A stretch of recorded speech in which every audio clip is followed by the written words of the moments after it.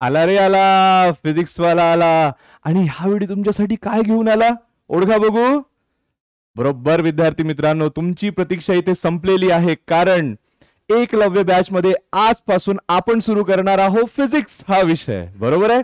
तर नमस्कार विद्यार्थी मित्रांनो, कसे आहात? मजेत ना?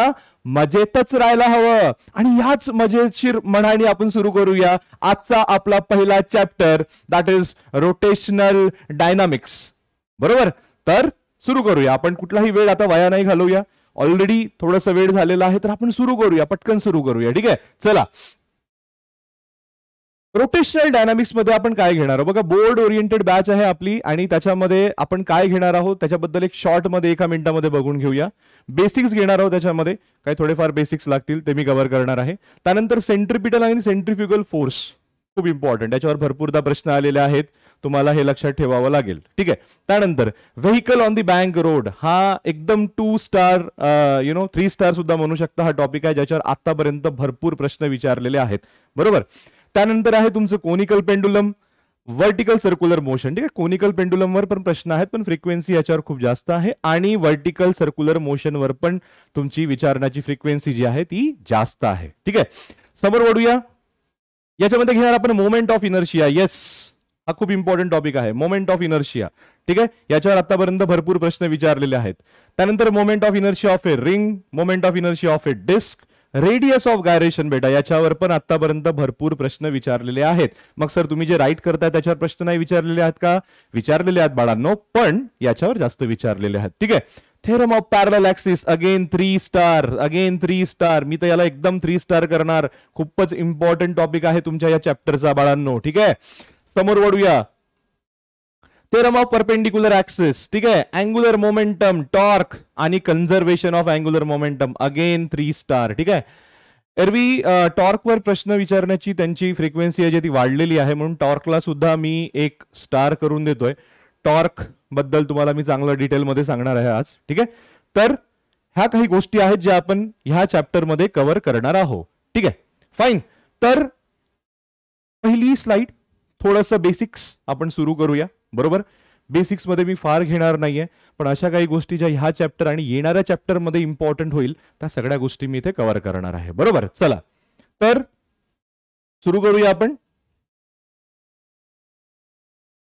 बघा, बेसिक्स मध्ये सगळ्यात आधी मी तुम्हाला रिव्हॉल्युशन आणि रोटेशन मधलं डिफरन्स सांगू इच्छितो.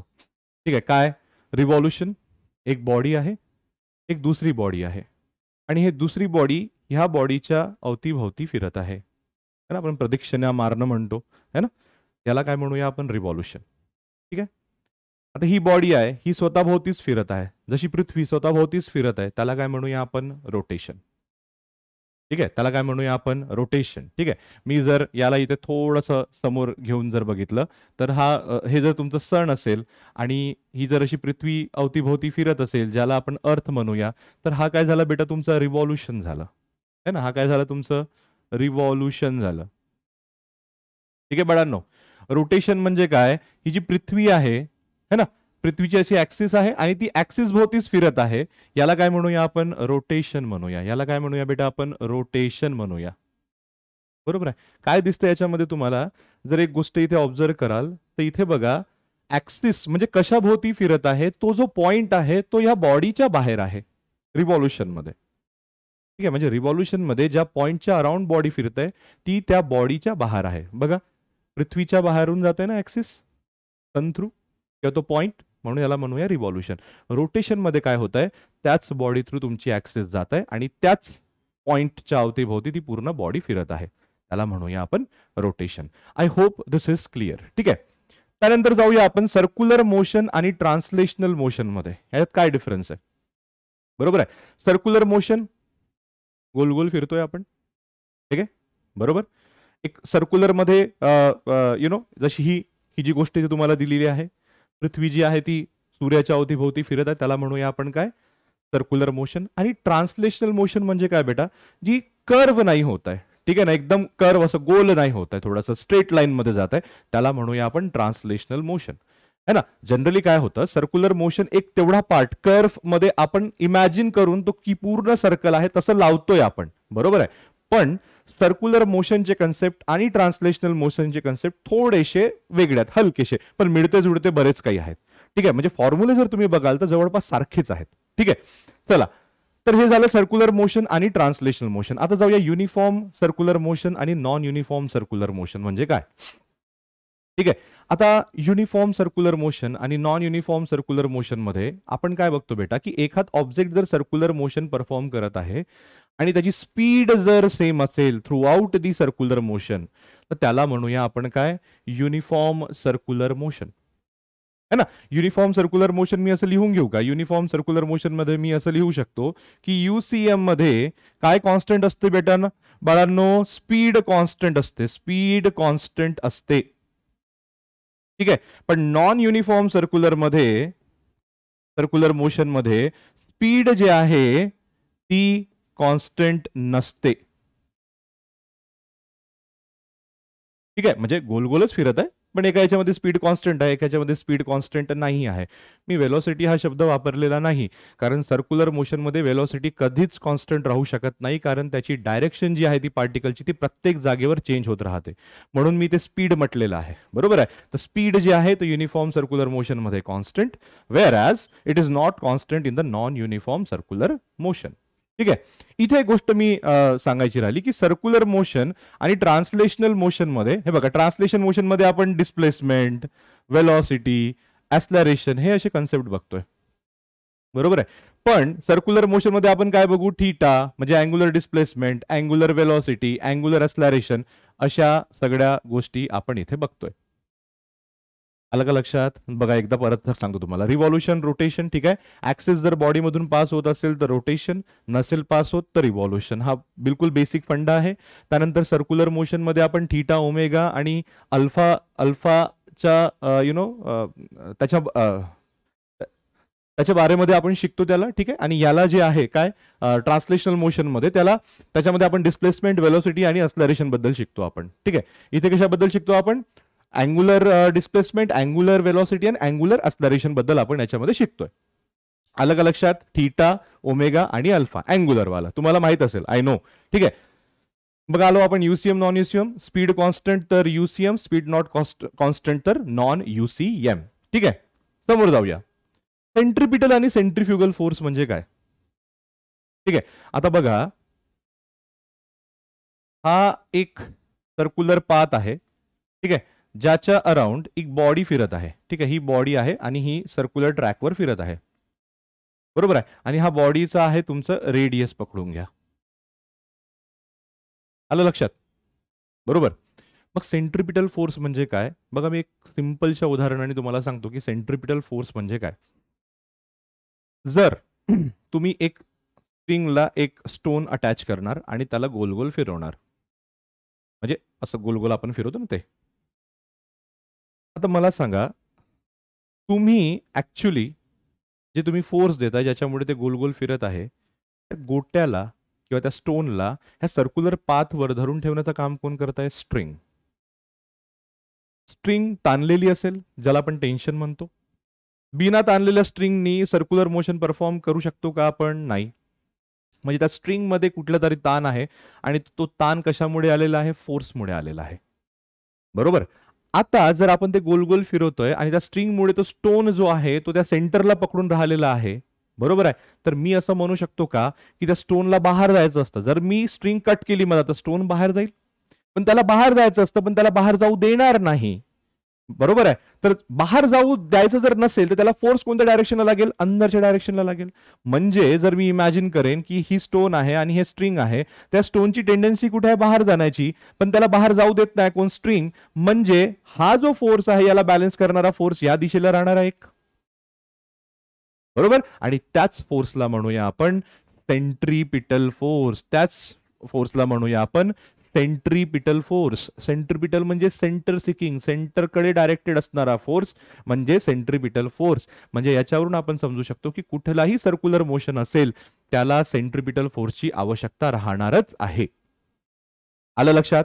मग सर सेंट्रिफ्युगल फोर्स म्हणजे काय. सेंट्रिफ्युगल फोर्स बघा, फिरवता फिरवता जर मी असं कट केलं तर ही बाहेर जाणार की नाही फोर्स. मग तो म्हणजे सॉरी, हा जो ऑब्जेक्ट आहे किंवा हा जो स्टोन आहे तो बाहेर जाणार की नाही जाणार, जाणार. मग तो कुठल्या गोष्टीमुळे बाहेर जाणार, तर तो कुठल्या फोर्समुळे बाहेर जाणार, तर त्या फोर्सला म्हणूया आपण सेंट्रीफ्युगल फोर्स. त्या फोर्सला म्हणूया आपण सेंट्रीफ्युगल फोर्स. आलं का लक्षात मी काय शिकवले तुम्हाला? बघा, ज्या फोर्समुळे हा जो स्टोन आहे, हा जो ऑब्जेक्ट आहे, तो सर्क्युलर मोशनवर टिकून आहे, त्या फोर्सला आपण म्हणूया सेंट्रीपिटल फोर्स. आणि ज्या फोर्समुळे तो ह्या सर्क्युलर ट्रॅकच्या बाहेर जाऊ शकतो त्याला म्हणूया आपण centrifugal force. I hope this is clear. I hope this is clear. बरोबर आहे.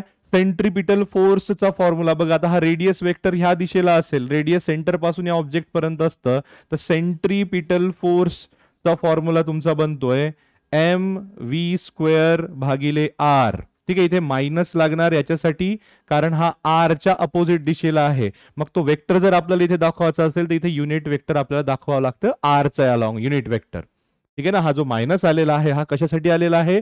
हा मायनस तुम्हाला हे सांगतंय की सेंट्रीपिटल फोर्सची जी डायरेक्शन आहे ती रेडियस वेक्टरच्या डायरेक्शनच्या अपोजिट आहे. बघा, रेडियस वेक्टरची डायरेक्शन अशी, तर सेंट्रीपिटल फोर्सची अशी. मग सेंट्रीफ्युगल फोर्सचा फॉर्म्युला काय बनणार? सेंट्रीफ्युगल फोर्स तो सरळ बनणार तुमचं mv² भागिले r. बरोबर आहे. आणि याच्यामध्ये तुमचं आर वेक्टर इथे आपण टाकू शकतो. बघा, हे होऊ शकते. तुम्हाला नाही थोडासा अवघड जर जात असेल तर त्याच्याकडे लक्ष देऊ नका. सरळ इथे लक्षात ठेवणार की सेंट्रीपिटल फोर्स मायनस मध्ये मिळणार आणि सेंट्रीफ्युगल फोर्स प्लस मध्ये मिळणार. हे थोडंसं लक्षात ठेवायचं. आणि मायनस प्लस का बरं? ती फक्त डायरेक्शन दाखवते. असं काही व्हॅल्यू मायनस प्लसचं नसते त्याच्यामध्ये. ती डायरेक्शन तुम्हाला दाखवते की सेंट्रीपिटल फोर्स आहे ते सेंटरकडे येतोय, पण रेडियस वेक्टर त्याच्या अपोजिट जातोय म्हणून मायनस. सेंट्रीफ्युगल फोर्स सेम डायरेक्शनला आहे म्हणून प्लस. बरोबर आहे. चला, थोडंसं आपण डिफरन्शिएशन इथे बघून घेऊया परत. काय छोटे मोठे पॉइंट्स आपल्याला मिळतील तर. सेंट्रीपिटल फोर्स आणि सेंट्रीफ्युगल फोर्स. ठीक आहे. सेंट्रीपिटल फोर्सचा फॉर्म्युला mv² बाय r है ना. मायनस करूया इथे mv² बाय r प्लस करूया. ठीक आहे. सेंट्रीपिटल फोर्स जो आहे तो रियल आहे, रियल फोर्स. आणि हा जो फोर्स आहे तो आहे नॉन रियल फोर्स. तर रियल आणि नॉन रियल फोर्स काय? थोडंसं एवढं लक्षात ठेवा की ज्या फोर्सचं ओरिजिन आपल्याला माहिती आहे त्याला म्हणूया आपण रियल फोर्स, आणि ज्या फोर्सचं ओरिजिन माहित नाही त्याला म्हणूया आपण नॉन रियल फोर्स. बघा, मी एक्झाम्पल देतो तुम्हाला. मी बसमध्ये बसलोय आणि एकदम ब्रेक मारली गाडी, तर मी असं समोर जातो, आणि एकदम स्पीड वाढवली तर मी मागे जातो. कुठला फोर्स ऍक्ट होत आहे तुमच्यावर? कोणी धक्का दिला मागून, कोणी समोरून धक्का दिला तुम्हाला? हा सर, गाडी थांबली ना, इट्स ओके. पण तुम्हाला कोणी फोर्स दिला? बरोबर आहे. असे काही फोर्सेस असतात की ज्याचं ओरिजिन आपल्याला माहित नाहीये. बरोबर आहे. त्याला म्हणूया आपण नॉन रियल फोर्स.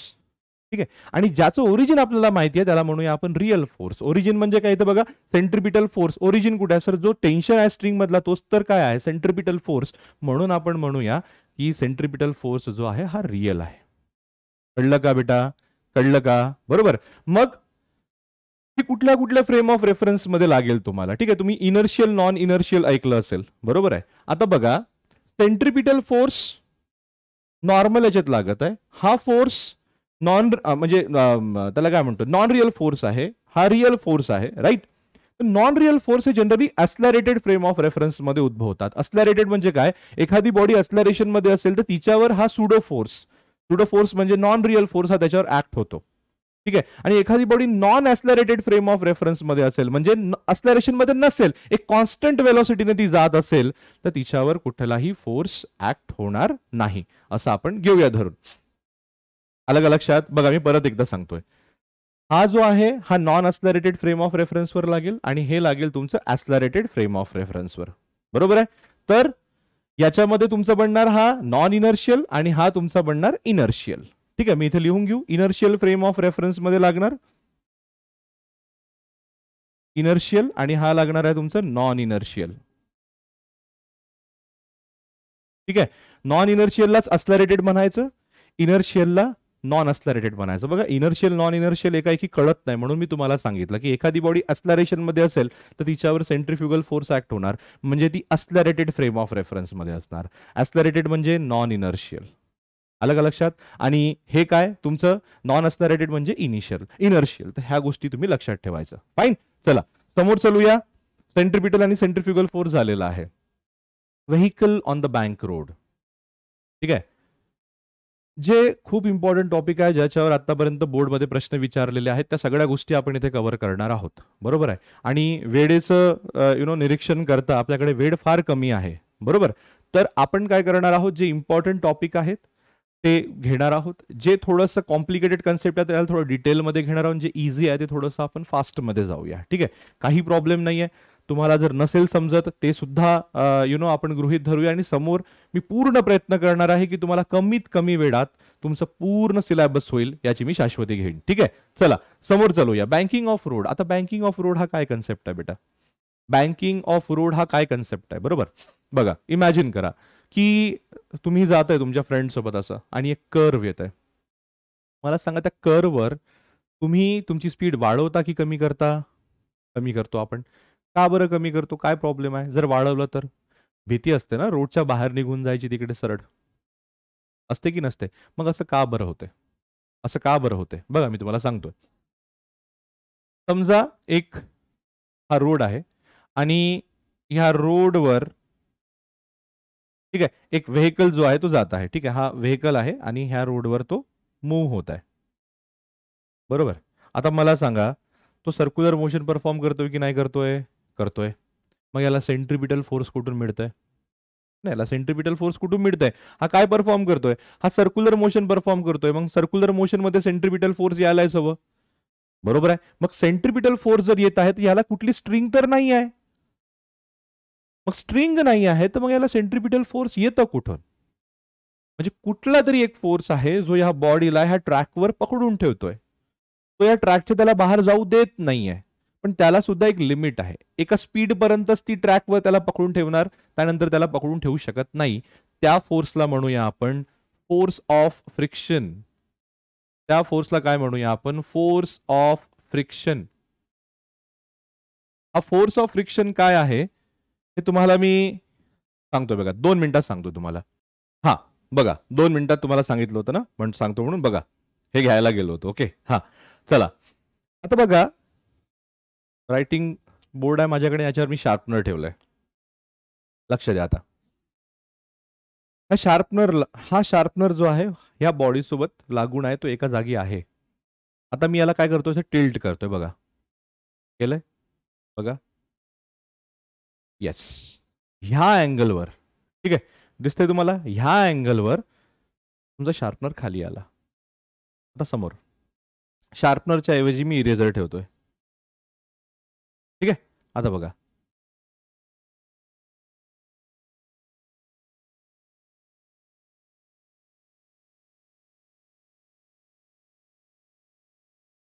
आलं का लक्षात?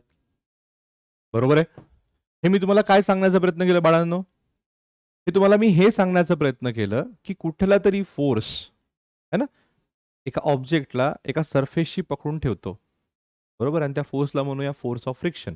आता ह्या केसमध्ये बघूया. ह्या केसमध्ये आपण बघितलं की तुमचं कार्डबोर्ड तुमचं जे हे आहे रायटिंग बोर्ड आहे त्याला शार्पनर जो आहे तो पकडून ठेवलेला आहे सुरुवातीला. पण जसं जसं आपण त्याला वर करतोय तो फोर्स जो आहे तो काय होतोय?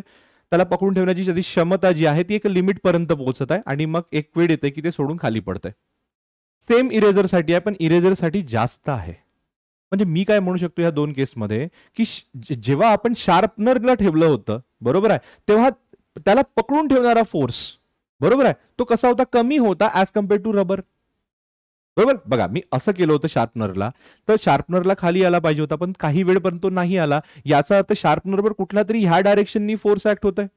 पण त्या फोर्सची एक लिमिट आहे. बरोबर. आणि मग रबरला घेतलं. रबर त्याच्यापेक्षा थोडासा त्याची लिमिट जास्त आहे. आलं का लक्षात? रबरला पण इकडे यायचं होतं पण त्याला तिथे पकडून ठेवलं होतं कोणीतरी. ह्या डायरेक्शनला तो फोर्स ऍक्ट होत होता. तेव्हाच ह्या डायरेक्शनला फोर्स ऍक्ट होत असेल आणि ह्या डायरेक्शनला सेम फोर्स ऍक्ट होत असेल तेव्हाच म्हणू शकतो ना आपण की ती बॉडी रेस्टवर आहे. पण एक पॉइंट येतोय की हा फोर्स जास्त होतोय आणि तो फोर्स कमी होऊन जातोय याच्या कंपॅरिझन मध्ये आणि त्याच्यामुळे ती बॉडी खाली येत आहे. अनबॅलन्स फोर्स ऍक्ट आला की बॉडी जी आहे ती मोशन मध्ये येते. न्यूटनचेच नियम आहेत. आलं का लक्षात? मी काय सांगायचंय तुम्हाला? बरोबर आहे. अगदी त्याच प्रकारे बघा इथे काय होतंय, ही जी बॉडी आहे, ही जे गोल गोल याला फिरायचं आहे आणि ही बॉडी याच्यावर एकदम थांबून आहे किंवा त्याला अशी धरून चालतंय रोडवर, कारण एक फोर्स ऑफ फ्रिक्शन आहे जे याला पकडून ठेवते. आणि त्या फोर्स ऑफ फ्रिक्शनचा फॉर्म्युला आहे F = म्यू एन. म्यू असतो तुमचा कोइफिशियंट ऑफ फ्रिक्शन आणि एन असतो तुमचा नॉर्मल रिॲक्शन. ठीक आहे, आलं का लक्षात मला काय सांगायचंय तुम्हाला? म्हणजे एखादी जर बॉडी किंवा एखादी जर कार सर्क्युलर मोशन परफॉर्म करत आहे, तर रोडवर तिला धरून ठेवण्याचं काम कोण करतंय? फोर्स ऑफ फ्रिक्शन करत आहे. बरोबर आहे, त्याचा फॉर्म्युला आहे F = म्यू एन. आणि बॉडी जर एका जागेवर असेल तर स्टॅटिक फोर्स ऑफ फ्रिक्शन म्हणायचं. त्या केसमध्ये इथे एस लागेल आणि इथे त्याचं एस लागेल, बाकी नॉर्मल रिॲक्शन सारखंच. आता सर नॉर्मल रिॲक्शन म्हणजे काय? सरफेसला अपोजिट असते. बरोबर आहे. जसं फॉर एक्झाम्पल हे बघा, अगेन मी हे जे शार्पनर आहे ते इथे बोर्डवर ठेवलंय. आता या बोर्डवर ठेवल्यावर शार्पनर रेस्ट मध्ये आहे. शार्पनर काहीतरी खाली त्याच्यावर फोर्स ऍक्ट करतोय, पण तो पण याच्यावर फोर्स ऍक्ट करतोय ना वरच्या दिशेवर, म्हणून तर हा एकच जागेवर आहे, खाली पण जात नाही आणि वर पण जात नाही, म्हणजे याच्यावर बॅलन्स फोर्स ऍक्ट होतोय. बरोबर आहे. तर जो सरफेसला परपेंडिक्युलर फोर्स असतो त्याला म्हणूया नॉर्मल रिॲक्शन. हे बघा इथे दिलं आहे, हा नॉर्मल रिॲक्शन ह्या सरफेसला परपेंडिक्युलर आहे. ठीक आहे, याला म्हणूया आपण नॉर्मल रिॲक्शन. बरोबर आहे. चला समोर जाऊया आपण. ठीक आहे, तर कदाचित ह्या एक्सपेरिमेंट वरून तुम्हाला समजलं असेल की टायर्स रबर्सचे का बरं बनलं असतं. बघा हा इरेझरचा रबर आणि तो रबर वेगळा आहे, त्याची आणखी पकडून ठेवण्याची क्षमता रोडवर जास्त असते बाळांनो. म्हणून जनरली जे आपण टायर्स आहे ते त्या याचे बनवतो. Is that okay? रबरचे बनवतो. I hope this is clear. तर हे झालंय तुमचं काय की सर्क्युलर मोशन परफॉर्म करतंय, स्ट्रिंगची आवश्यकता नाही आहे, कारण कुठला फोर्स आहे याच्यामध्ये? फोर्स ऑफ फ्रिक्शन आहे. बरोबर. या केसमध्ये फोर्स ऑफ फ्रिक्शन तुम्हाला काय देणार? फोर्स ऑफ फ्रिक्शन तुम्हाला देणार centripetal force. Force of friction तुम्हाला काय देणार बाळांनो? Centripetal force. पण हा फोर्स ऑफ फ्रिक्शन रिलायबल नाहीये. रिलायबल म्हणजे समजा कर्व, आता जसं एकदम काय गोल गोल आपण रोज फिरत नाही, पण एक कर्व येते, जशी येते ही एक कर्व आली समजा. या कर्वला मी असं घेऊ शकतो ना की लाईक हे बघा, त्याचं एक्सटेन्शन मी कसं करू शकतो? हा रोड असा आलेला आहे, ठीक आहे, आणि हा असा होऊन सरळ इकडे आलेला आहे. म्हणजे गाडी कशी जाणार? अशी. म्हणजे हा एवढा जो पोर्शन आहे, 1/4 ऑफ जो सर्कल आहे, तो त्या काय परफॉर्म करतोय? सर्क्युलर मोशन परफॉर्म करतो तो तेवढा. बरोबर आहे. मग याच्यावर असं फिरताना याच्यावर ह्या दिशेला काय कोणता फोर्स ऍक्ट होणार? Centrifugal force. आणि ते त्या सेंट्रीफ्युगल फोर्समुळे त्या ट्रॅकच्या बाहेर न जावं म्हणून या दिशेला कुठला फोर्स ऍक्ट होईल? Centripetal force. आलं का लक्षात मला काय शिकवायचंय तुम्हाला? बस मग हेच आपल्याला बघायचं आहे. पण कधी कधी काय असतं, जेव्हा आपण इथून जातो तेव्हा होऊ शकते त्याच्यावर कुठली माती पसरलेली असेल, ऑइल असेल, पाणी येतं कधी कधी, तर त्याच्यामुळे जे ग्रीप आहे टायरची आणि रोडची ते कमी होते, म्हणजे फोर्स ऑफ फ्रिक्शन कमी होते. समजा टायरचं पण ग्रीप निघालाय, कमी झालाय, घासून घासून सगळं तो टायर खराब झालेला आहे, त्यावेळी सुद्धा हा फोर्स ऑफ फ्रिक्शन कमी होतो आणि मॅक्सिमम टेंडन्सी असते की गाडी जर थोडीशी स्पीडमध्ये असेल तर सरळ समोर निघून जाईल ते. आणि तसं झालं तर ते आपल्यासाठी बिलकुल चांगलं नाही आहे. आणि म्हणून हे नाही व्हावं एक कन्सेप्ट आणलाय, त्याला म्हणूया आपण banking of road. Banking of रोडनं काय होतं बेटा, हा एवढा जो पोर्शन आहे, बरोबर आहे, हा असा प्लेन न राहता, बघा हा एवढा जो पोर्शन आहे हा असा प्लेन न राहता हा असा उचलला जातो. म्हणजे हा रोड तुमचा असा राहतो. हे बघा, हे दिसतं ना, मी हे वर केलं, हे बघा, हे असं होतं आधी, हे असं नाही ठेवायचं, याला असं करायचं, हे असं. मग साईडनं पाहणार ते कसं दिसेल? हे असं. हा तुमचा नॉर्मल, हे बघा असं, आणि हे तुमचं असं. एवढ्या याच्याने केलं तर किती अँगलनं केलं? हा याला आपण थीटा म्हणूया. थीटा म्हणजे कुठला अँगल? तुमचा बँकिंग अँगल असतो तो. आणि हा रोड झाला बँक्ड रोड. आणि या प्रोसिजरला म्हणूया आपण बँकिंग ऑफ रोड. याच्याने काय होतं सर? याच्याने तुम्ही जास्त स्पीडनं कर्व वरून जाऊ शकता. तुमची टायरची ग्रीप जरी नसेल बरोबर, तुमचं तिथे ऑइल पसरलेलं असेल किंवा तुमचं तिथे पाणी आलेलं असेल, तरी सुद्धा तुमची गाडी जी आहे ती एकदम सेफली तिथून जाऊ शकते. I hope this is clear. बरोबर आहे. मग बँकिंग ऑफ रोड मध्ये आपण कसं, म्हणजे किती स्पीडनं जाऊ शकतो बा? बरोबर आहे ना, काय त्याला पण काही लिमिट राहील ना थोडीशी. एकदमच थोडी तुम्ही काय इन्फायनाइट स्पीडनं थोडी जाऊ शकणार आहे तिथून. कारण आपण एकदम बँकिंग ऑफ रोड करायचं म्हणजे बाळांनो, एकदम आपण याला असं पण नाही करू शकत ना, असं तर सर मी असं करून घेतो बँकिंग ऑफ रोड. तसं जमणार का? मग समजा तुम्ही इथून आल्यावर इथून एक गाडी येत आणि इथून एक गाडी येत, ब्रेक माराल तर दोघे जण खाली पडाल असे, कारण बँकच तेवढा आहे. नाही समजलं का मला काय म्हणायचं आहे? म्हणजे बँकिंग ऑफ रोडला सुद्धा एक लिमिट आहे बाळांनो. कशी लिमिट आहे की तो एकदम खाली पण नको, एकदम असं असेल बघा, आता हा अँगल इथे असा आहे, पण तो जर असं असेल तर स्पीड लिमिट जी आहे ते त्याची काय होणार, कमी होणार. आणि एकदम असं आहे तर इथे जर कोणती गाडी येऊन थांबली तर ती खाली पडणार. म्हणून एका पर्टिक्युलर लिमिट पर्यंतच बँकिंग ऑफ रोड आपल्याला करता येते नॉर्मली, जे आपल्या डे टू डे लाईफ मध्ये जमतं. बरोबर आहे. मग त्या बँकिंग ऑफ रोडला कसं करायचं बघा आपण, म्हणजे वेलोसिटी, किती वेलोसिटीने जाऊ शकतो आपण, हे सगळ्यात मुद्द्याचं काम आहे. की वेलोसिटी किती किती वेलोसिटीने आपण तिथून जाऊ शकतो, हे मुद्द्याचं काम आहे. हे आपल्याला इथे काढायचं आहे. मग ते कसं काढायचं बघा.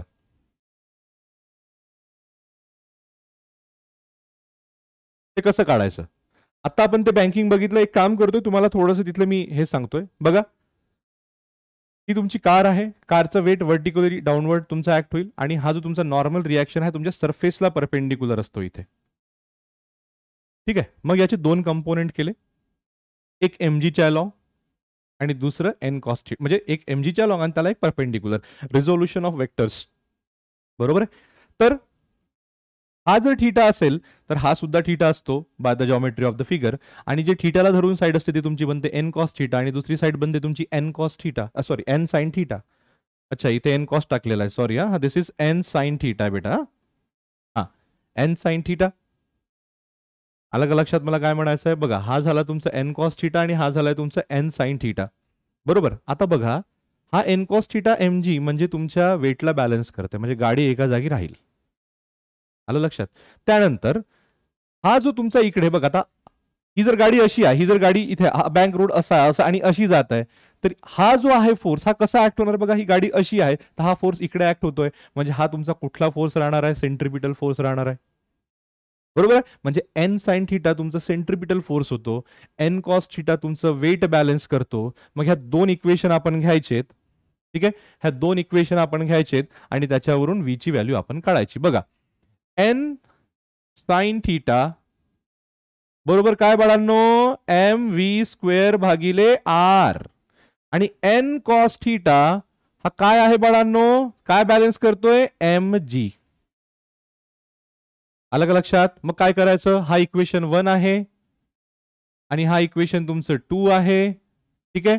इक्वेशन 2 इक्वेशन 1 भागिले इक्वेशन 2 करायचं आपण याच्यामध्ये. मग तुम्हाला काय मिळेल, भागिले म्हणजे डिव्हिजन बेटा, भागिले म्हणजे डिव्हिजन. ठीक आहे.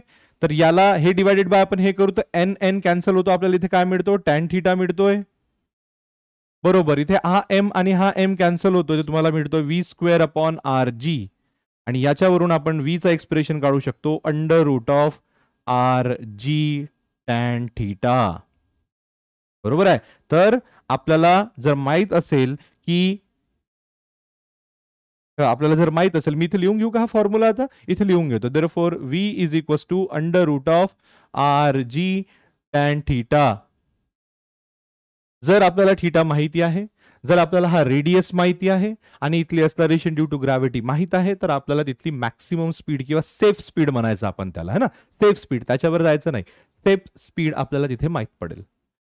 आलं का लक्षात. आणि जर आपल्याला समजा डायरेक्ट आपल्याला थीटा काढायचा आहे, है ना, तर ह्या इक्वेशनवर आपण ते सुद्धा काढू शकतो. कसं, हे बघा, ह्या इक्वेशनवरून थीटा बरोबर, हे बघा मी असं लिहू शकतो, थीटा बरोबर tan inverse of v square by r जी.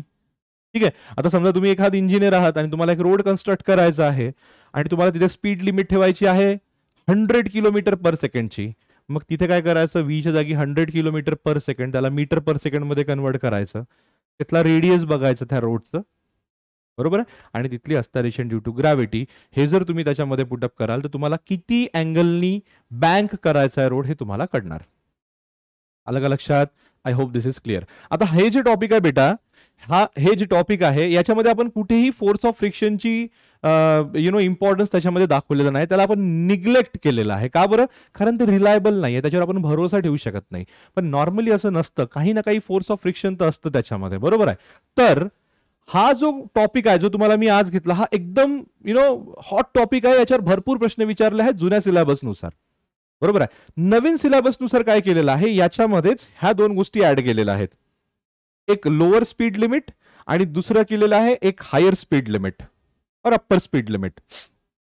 आता याच्यामध्ये काय केलं बेटा, हे बघा, फ्रिक्शनला सुद्धा जागा दिलेली आहे. हे दिसतंय तुम्हाला फ्रिक्शन, हे बघा, हे फ्रिक्शन दिसते तुम्हाला इथे, इथे पण फ्रिक्शन आहे, बाकी डायग्राम सेम आहे, आणि इथे सुद्धा फ्रिक्शन आहे, बाकी डायग्राम तुमची सेम आहे. बरोबर. आता याच्यामध्ये काय करायचं आपल्याला, परत तसेच इक्वेशन काढायचे, पण याच्यामध्ये आता दोन, जसं mg ला एकच कंपोनेंट बॅलन्स करत होता, कशाचा, नॉर्मल रिॲक्शनचा, आता mg ला नॉर्मल रिॲक्शनचा पण कंपोनेंट येणार आणि तुमचं फोर्स ऑफ फ्रिक्शनचा पण कंपोनेंट येणार. बरोबर. आणि त्याचबरोबर जो तुमचं सेंट्रिपिटल फोर्स आहे त्याला सुद्धा तुमचं नॉर्मल रिॲक्शनचा एक कंपोनेंट येणार आणि फ्रिक्शनल फोर्सचा पण एक कंपोनेंट येणार. तर अशा प्रकारे आपण थोडंसं समोर जाऊया. क्लिअर आहे. चला पहिला बघूया, काय lower speed limit. Lower speed limit कशी, मला सांगा. तसं तर लोअर स्पीड लिमिट 0च पाहिजे. का बरं 0 पाहिजे सर? समजा इथे कुठली स्पीड नसेल तुमची, तर तुम्ही खाली पडू शकता ना. आलं का लक्षात? लोअर स्पीड लिमिट किती, कमीत कमी 0 स्पीडने जरी गेले तरी तिथून ते पडलं नाही पाहिजे, पण सगळ्याच जागी तसं नाही होत.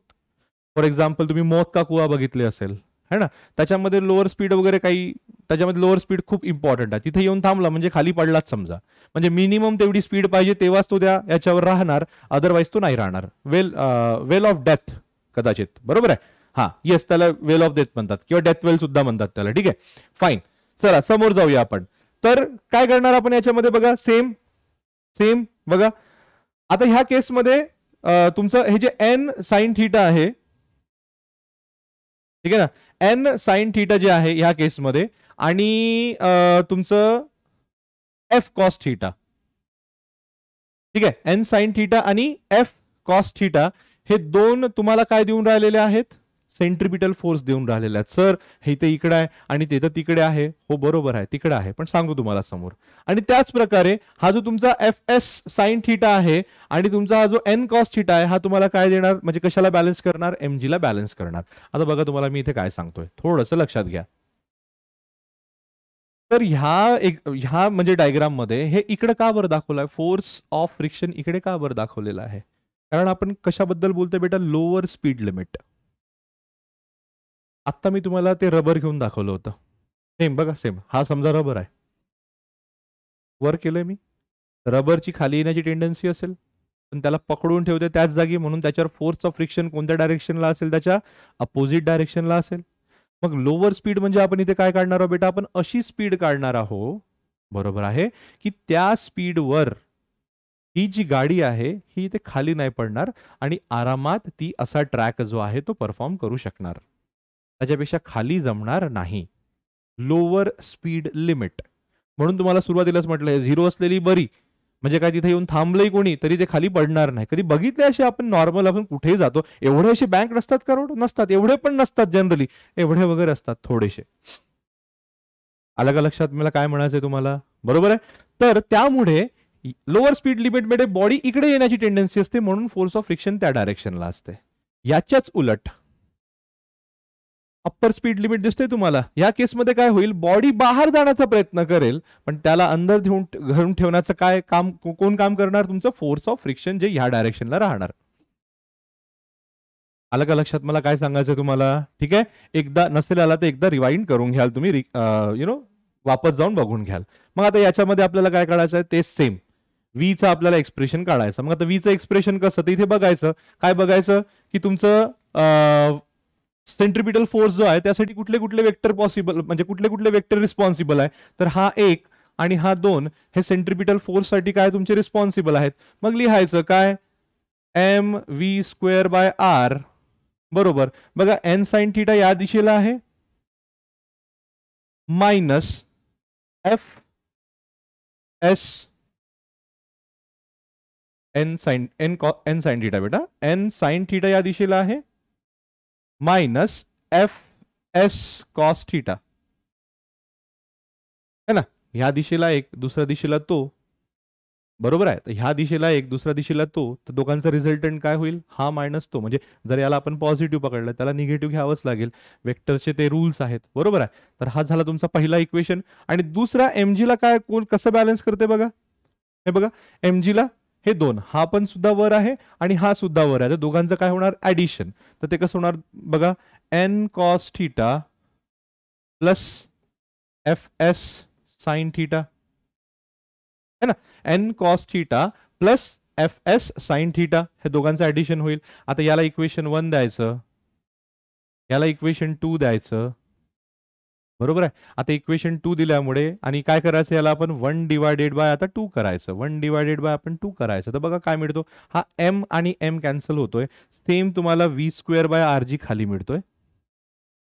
आणि इथे बघा मी थोडंसं इथेच ऍडजस्टमेंट करतोय. कसं बघा, N sine theta, f s म्हणजे म्यू एन होतो, मी तुम्हाला सांगितलं, आणि तिथे एफ एस दिलाय तर म्यू एस एन होईल, म्हणजे coefficient of static force of friction. ठीक आहे, तर ते कसं होणार बघा, N sine theta minus mu s N cos theta upon N cos theta plus mu s N sine theta. आता बघा इथून एन कॉमन निघतो आणि इथून एन कॉमन निघतो आणि तो काय होऊन जातो, कॅन्सल होऊन जातो. तर यालाच समोर मी असं लिहू शकतो. आणि एक काम करतो सोबतच त्याच्या डिवायडेड बाय साइन थिटा पण करून घेतोय याच्यामध्ये. अलग लक्षात आहे बघा, N sorry divided by cos theta पण करून घेतोय. एन जे आहे हे कॉमन काढायचं आपण आणि त्याला कॅन्सल करून घ्यायचं. आणि ते कॅन्सल केल्यावर आपण ह्या पूर्ण इक्वेशनला कशाने डिवाइड करतोय, कॉस थिटाने डिवाइड करतोय. तर मग कसं एक्सप्रेशन येणार बघा, हे तुमचं टॅन थिटा आहे, हा म्हणजे साइन थिटा पण कॉस थिटा काय बनणार, तुमचं टॅन थिटा बनणार, राईट. आणि minus mu S, yes minus mu s upon, बरोबर. हा याच्यामध्ये कॉस थिटा कॅन्सल होऊन जाणार, तर याच्यामध्ये येणार तुमचं 1 प्लस म्यू एस एन आधीच कॅन्सल झालेलं होतं, तर म्यू एस आणि ते होणार sine theta, sorry tan theta, mu s tan theta. आलं का लक्षात, tan theta minus mu s upon 1 plus mu s tan theta, बरोबर. आता हा व्ही स्क्वेअर आहे, आता आपण त्याला आरजी तिकडे घेऊन जाऊया. ठीक आहे, तर आरजी जर तिकडे घेऊन गेलं तर ठीक आहे, मी समोरच लिहितो, व्ही स्क्वेअर बरोबर आर जी. ठीक आहे ना, याच्यामध्ये काय येतं तुमचं, tan theta minus mu s upon 1 plus mu s tan theta असं येतंय तुमचं, बरोबर आहे. देअर फोर व्हीचं काय फॉर्म्युला येणार, under root of R g tan theta minus mu s upon 1 plus mu s tan theta. ठीक आहे, आलं का लक्षात. हा फॉर्म्युला कशाचा आहे बेटा, व्ही मीन म्हणजे काय की कमीत कमी वेलोसिटी एवढी पाहिजे. जर हा बँकिंग अँगल असेल आणि हा म्यू एस काय असेल, फोर्स ऑफ तुमचं स्टॅटिक फ्रिक्शन असेल, आणि हा आर आणि हा G radius and acceleration due to gravity at that place असेल, तर तुम्हाला असं मिळतो. आलं का लक्षात. हा झालाय तुमचं व्ही मीनचं इक्वेशन. सेम तुम्हाला तसं जायचं आहे याच्यासाठी. याच्यामध्ये हा तुमचा साइन थीटा आहे. ठीक आहे, हा डायग्रामॅटिकल थोडीशी एरर झाली आहे. कॉस साइन, ठीक आहे, इथे त्यानंतर एफ एस कॉस थीटा आणि इथे झालाय तुमचं एफ एस साइन थीटा, बरोबर. हा थीटा असेल तर हा थीटा होणार आणि हा थीटा होणार, थीटाला लागून तुमचं एफ एस कॉस थीटा. आता तुम्हाला हे स्वतः करायचं आहे बेटा. स्वतः म्हणजे कसं करायचं आहे बघा, ह्या केसमध्ये काय होणार, मी तुम्हाला फक्त एक्सप्रेशन सांगतोय, इक्वेशन नंबर 1 आणि इक्वेशन नंबर 2 याच्यामध्ये तुम्हाला व्ही मॅक्स ची एक फॉर्म्युला काढून तुम्हाला द्यायचा आहे मला, किंवा काढायचा आहे आणि मला सांगायचं आहे, कमेंट करायचं आहे तुम्ही काढलं की नाही काढलं म्हणून. ठीक आहे, तर याच्यामध्ये बघा इक्वेशन नंबर 1 कसं बनेल, अगेन सेंट्रिपिटल फोर्स बघा याच्यामध्ये कोण देऊन राहिलेला आहे बघा, centripetal force N sine theta आणि एफ एस कॉस थीटा हे दोनही देत आहेत. म्हणून centripetal force m v square by R बरोबर काय होणार, बरोबर. हा चला सांगा काय होणार, एन साइन थीटा प्लस हा f s cos theta divided by हा. आता वेटला कसं बॅलन्स करते बघा, वेट एम जी इकडे आहे पण एक तिकडे आहे आणि एक दुसरा इकडे आहे, तर ऑब्विसली तो वर असेल तेव्हाच ती गाडी खाली येत नाहीये. म्हणून आपण इथे लिहूया अपॉन सॉरी एम जी, मी डायरेक्ट ते अपॉन करायला गेलो. ठीक आहे, काही प्रॉब्लेम नाही. एम जी बरोबर काय, त्याला बॅलन्स काय करताय, एन कॉस थीटा मायनस, कारण अपोजिट डायरेक्शन मध्ये आहे, F s sine theta. Same procedure तुम्हाला फॉलो करायची आहे. ठीक आहे, डिवाइड करायचं आहे. एफ एसच्या जागी म्यू एस एन टाकायचा आहे आणि आन्सर काढायचा आहे. ठीक आहे, तो जो आन्सर आहे तो खूप मिळता जुळता राहणार आहे याच्यासोबत, फक्त याच्यामध्ये प्लस टू मायनस आणि मायनस टू प्लस होईल त्याच्यामध्ये. ठीक आहे, so that is all about your banking of road, that too for the lower speed limit and the higher speed limit. ठीक आहे, इज दॅट ओके? चला समोर जाऊया आपण. Pendulum, conical pendulum. ठीक आहे, सोपं आहे, काही नाही. झाले आता समोरचे टॉपिक तुमचे, म्हणजे जे सर्क्युलर मोशनचे जे टॉपिक आहेत तुमचे, जसं बँकिंग ऑफ रोड झालं, कोनिकल पेंडुलम झालं, वर्टिकल सर्क्युलर मोशन झालं. आता काही तुम्हाला त्याच्यामध्ये काही प्रॉब्लेम नाही, आरामात होऊन जाणार. आता कोनिकल पेंडुलम आणि सिंपल पेंडुलम मध्ये काय फरक लक्षात घ्या. हा झाला तुमचा सिंपल पेंडुलम, हे बघा असा, हा असा जातोय.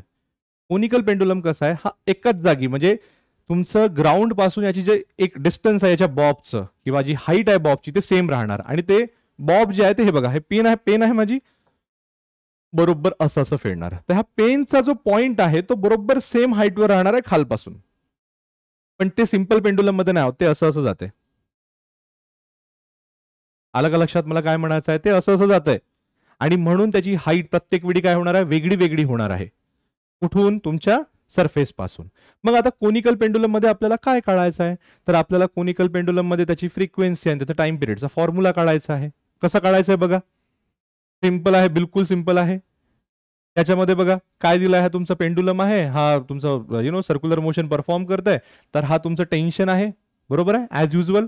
आणि खाली येणार तुमचं mg. आता mg ला बॅलन्स करणार, आता जसा हा थीटा आहे तर तुमचा हा सुद्धा काय बनणार, थीटा बनणार. तर हा साईड बनणार तुमचं टी कॉस थीटा, त्याचा अपोजिट साईड बनणार तुमचं टी साइन थीटा, बरोबर आहे. तर त्या एक्सप्रेशनला आपण घेऊया सेंट्रिपिटल फोर्स mv²/r बरोबर काय मिळतंय तुमचं तिथे, टी नॉट साइन थीटा मिळतंय, बरोबर आहे. आणि mg ला कोण बॅलन्स करतंय, तुमचं T not cos theta balance करतंय, बरोबर आहे.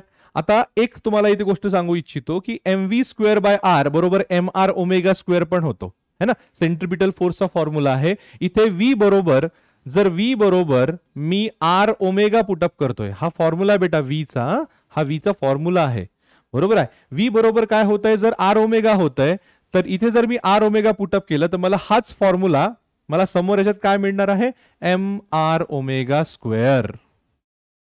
कारण मला टाइम पिरियड आणि फ्रिक्वेन्सी काढायची आहे ना, ते व्ही न तर मिळणार नाहीये मला, ती ओमेगानच मिळणार आहे. त्याच्यामुळे मी mr ओमेगा स्क्वेअर हा इक्वेशन घेतला. ठीक आहे, तर फायनली मी असं लिहून घेतोय की mr ओमेगा स्क्वेअर बरोबर टी नॉट साइन थीटा. आलं का लक्षात? याला इक्वेशन नंबर 1 द्या, याला इक्वेशन नंबर 2 द्या, आणि डिवाइड करा. मी असं करतोय 2 डिवायडेड बाय 1, म्हणजे ह्याला याच्याने डिवाइड करा, बरोबर आहे. तर हा m कटणार, तर तुमचं इथे काय राहणार, r omega square upon g. बघा मी उलटा करतोय, थोडंसं लक्षात घ्या. आणि हे जे आहे टी नॉट कॅन्सल होणार तुमचं, आणि इथं काय राहणार तुमचं साइन थीटा अपॉन काय राहणार तुमचं कॉस थीटा. आलं का लक्षात इथपर्यंत? मग मला ओमेगा स्क्वेअर पाहिजे, मी देअरफॉर ओमेगा स्क्वेअर बरोबर, हे बघा ओमेगा स्क्वेअर बरोबर जी तिकडे घेऊन जातोय आणि आर इकडे घेऊन जातोय, तर हा काय मिळतोय मला, जी साइन थीटा अपॉन, हे बघा आर इकडे घेऊन जाऊया, आर कॉस थीटा. आलं का लक्षात? आता थोडं बघा, हे जे आहे हे एवढं अंतर, हे काय बाळांनो, हे रेडियस आहे, बरोबर, हे रेडियस आहे. आणि हे रेडियस आहे आणि हा अँगल थीटा आहे, तर मी इथे जर साइन थीटा लावला या अँगलला, है ना, हा एक राईट अँगल ट्रायंगल आहे ज्याचा हा वाला जो अँगल आहे तो 90 डिग्री आहे बाळांनो. तर मी तिथे जर साइन थीटा लावला तर मला साइन थीटा काय मिळतो, अपोजिट अपॉन हायपोटेनियस. हायपोटेनियस म्हणजे काय, लेंथ ऑफ द स्ट्रिंग, बरोबर आहे. तर अपोजिट काय तुमचं आर, आणि हे काय, लेंथ ऑफ द स्ट्रिंग. तर आर बरोबर काय घेऊ शकणार मी, ते आर बरोबर घेऊ शकणार एल साइन थीटा. आर बरोबर काय घेऊ शकणार मी, एल साइन थीटा. तेच आर ची व्हॅल्यू मी इथे पुटअप करतो. ठीक आहे, काय बनणार बघा मग, ओमेगा स्क्वेअर बरोबर जी काय होतं, sine theta upon r cos theta. ठीक आहे, जी साइन थीटा अपॉन आर ची व्हॅल्यू काय घेतली आपण, एल साइन थीटा, है ना. आणि मग काय उरलेलं आहे समोरचं, कॉस थीटा, बरोबर आहे. काय उरलंय तुमचं, कॉस थीटा. आता हा बेटा साइन थिटा कॅन्सल होतोय, बरोबर. ओमेगा स्क्वेअर म्हणजे होतं तुमचं 2 pi upon T, 2 pi by T, बरोबर. आता याचं स्क्वेअर घेऊया आपण, बरोबर. तुम्हाला काय मिळतंय, जी अपॉन एल कॉस थिटा. जर आपल्याला स्क्वेअर रूट काढायचं आहे तर काय बनणार, 2 पाय बाय टी बरोबर under root of g upon l cos theta, g upon l cos theta, बरोबर आहे.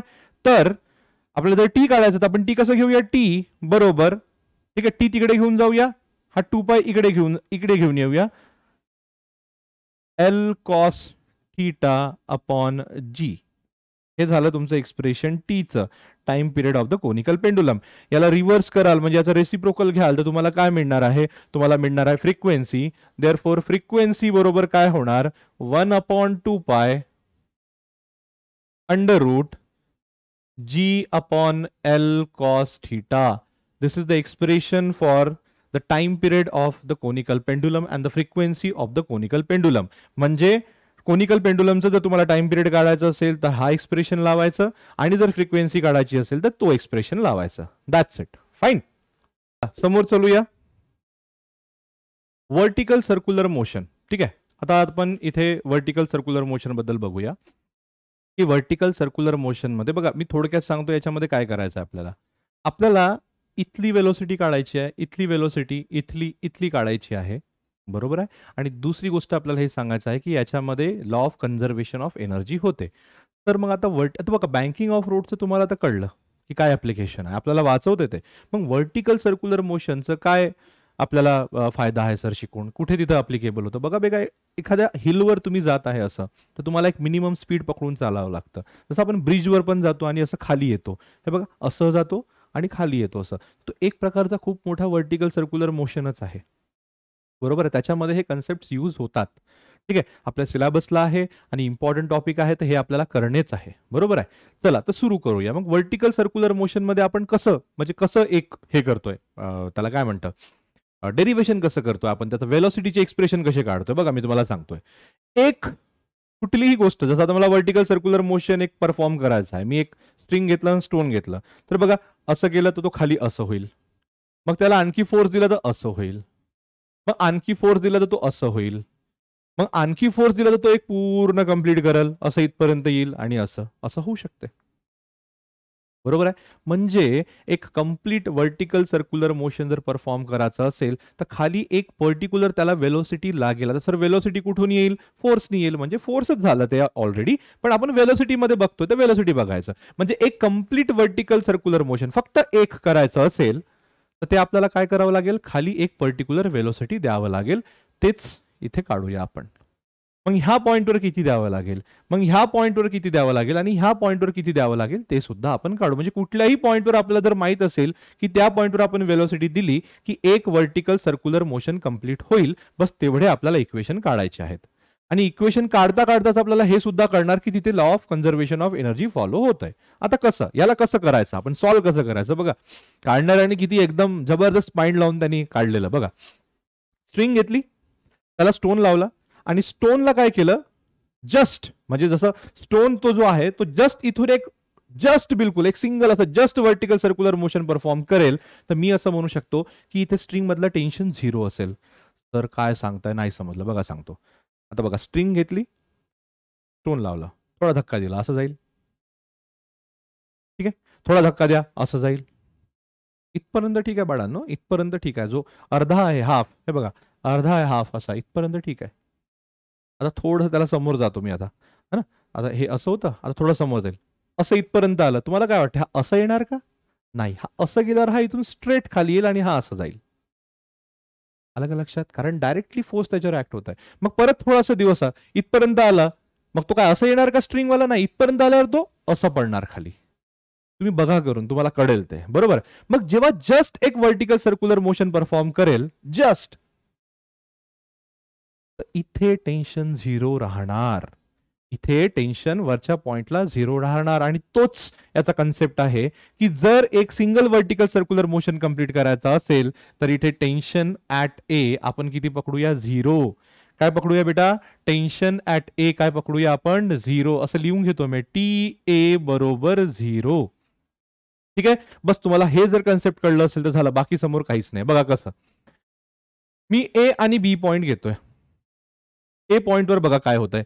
ए पॉइंटवर वेट जे आहे ते डाऊनवर्ड डायरेक्शनला आहे बरोबर आणि जे टेन्शन राहणार स्ट्रिंग मध्ये ते सुद्धा डाऊनवर्ड डायरेक्शन मध्ये राहणार आणि हे दोनही गोष्टी त्याला काय देणार सेंट्रिपिटल फोर्स. बघा व्हर्टिकल सर्क्युलर मोशन असो किंवा हॉरिझॉन्टल सर्क्युलर मोशन असो सेंट्रिपिटल फोर्स तर लागणारच आहे बाळांनो. मग कसं बघा इथे आलं तर बघा mg खाली आहे टेन्शन वर आहे तर ह्या दोघांचा मायनस होणार सेंट्रिपिटल फोर्स साठी. पण ह्या पोझिशनवर बघा mg पण खाली आहे आणि टेन्शन कारण आपण इथे असं बघू ना स्ट्रिंग ना टेन्शन पण खाली आहे तर दोनही तुम्हाला काय देणार इथे सेंट्रिपिटल फोर्स. तर मी असं लिहून घेतोय mva² बाय आर बरोबर इथे काय येणार बेटा T A plus M g काय येणार T A plus M G.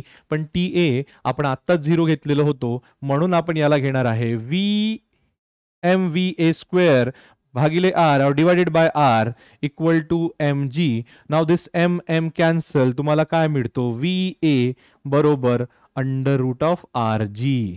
बघा मला एक्सप्रेशन मिळाला व्ही ए चा की व्ही ए वर जर मी under root of R G एवढी वेलोसिटी देणार त्याच्या मासवर डिपेंड आहे का ते नाही आहे. कशा आपण किती वेलोसिटी देऊ त्याची under root of R g म्हणजे त्याचं रेडियस किती तिथे एक्सलरेशन ड्यू टू ग्रॅव्हिटी किती एवढं जर माझ्या लक्षात आलं आणि मी व्ही ए जर ह्या पॉइंटवर दिला तर हा तुमचा जस्ट एक व्हर्टिकल सर्क्युलर मोशन कंप्लीट करणार. आलं का लक्षात. मग व्हीबी काय होणार सेम थोडासा आता याच्यामध्ये आपण थोडा ऍडव्हान्स जाऊ इन द सेन्स थोडासा समोर जाऊ. बघा मी तुम्हाला एक कन्सेप्ट याच्यामध्ये सांगतो.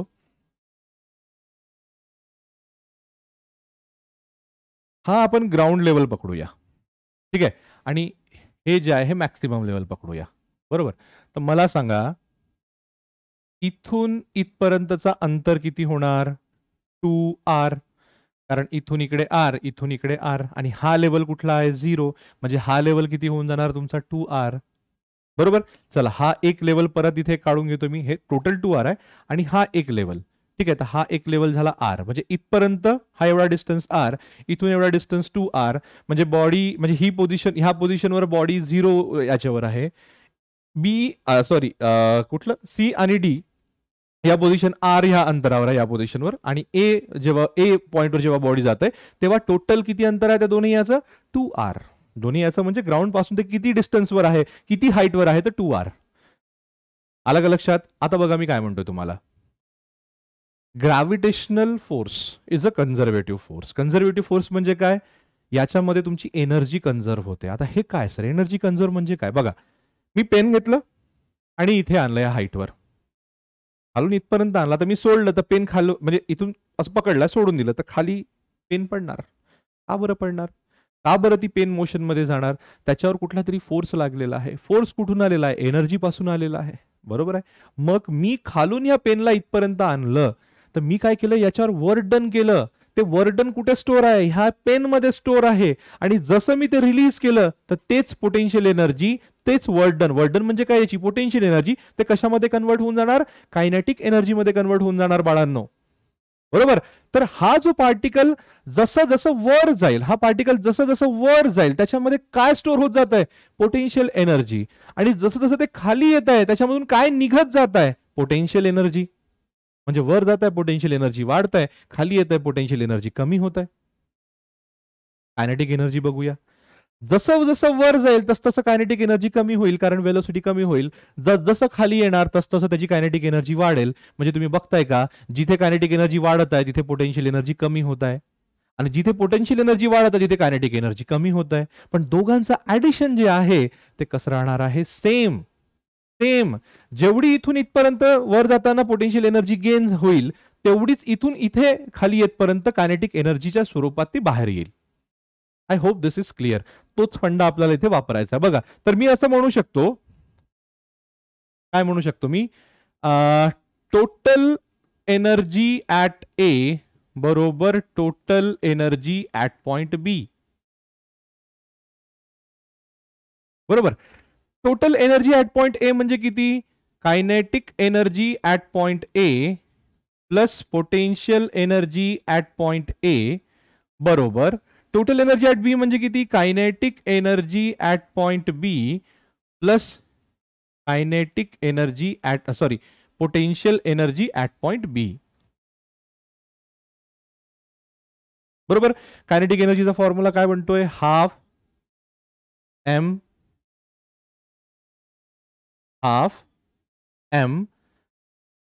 V A square plus potential एनर्जीचा फॉर्म्युला बनतो एम जी एच बरोबर कायनेटिक एनर्जीचा इथे काय फॉर्म्युला बनणार? Half M V B square plus potential एनर्जीचा formula again M G H. ठीक आहे. बघा तिथे तुम्हाला एक कन्सेप्ट सांगतोय. कन्सेप्ट म्हणजे काही नाही, बी वर एच किती आहे? 0, कारण आपण तो ग्राउंड लेवल पकडला होता. हे बघा 0. आणि ए वर एच किती आहे? 2r. हे बघा 2r. तेच आपल्याला इथे पुटअप करायचं आहे. आणि त्याच्यासोबत व्ही ए किती मिळाला होता? Under root of R g. तर व्ही ए स्क्वेअर किती होणार? आर जी है ना. व्ही ए स्क्वेअर किती होणार? R g. तर बघा हाफ एम स्क्वेअर होत आहे तर आर जी प्लस पोटेन्शियल एनर्जी बघा एम जी इथे किती येणार? 2r बरोबर. That's is equals to half M V B square, कारण तेच तर आपल्याला काढायचं आहे. बरोबर. प्लस आता इथे एच किती होत आहे? 0. तर ही व्हॅल्यू पूर्ण 0 होऊन जाणार. ठीक आहे. तर तुमचा हा एम आणि हा एम कॅन्सल होतोय. बरोबर आहे. तर कसं होतंय बघा, आणि हा एम. ठीक आहे. हा एम आणि हा एम 3 आता बरोबर आहे. ठीक आहे. Half R G plus 2r G half R G plus 2r G बरोबर हा हाफ व्ही बी चा स्क्वेअर. असं का बरं होतं? एक मिनिट बाळांनो, हे थोडस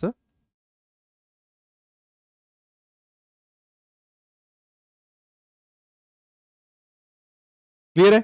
आता half R G plus 2r g म्हणजे हा इथे बनतो 5/2r जी बरोबर हा काय तुमचं? हाफ व्ही बी स्क्वेअर है ना, व्ही बी स्क्वेअर. आता हा तुमचं 2 आणि 2 कॅन्सल होतोय, तर तुम्हाला व्ही बी मिळतोय. मी इथे लिहून घेऊ. तुम्हाला व्ही बी मिळतोय अंडर रूट ऑफ 5r जी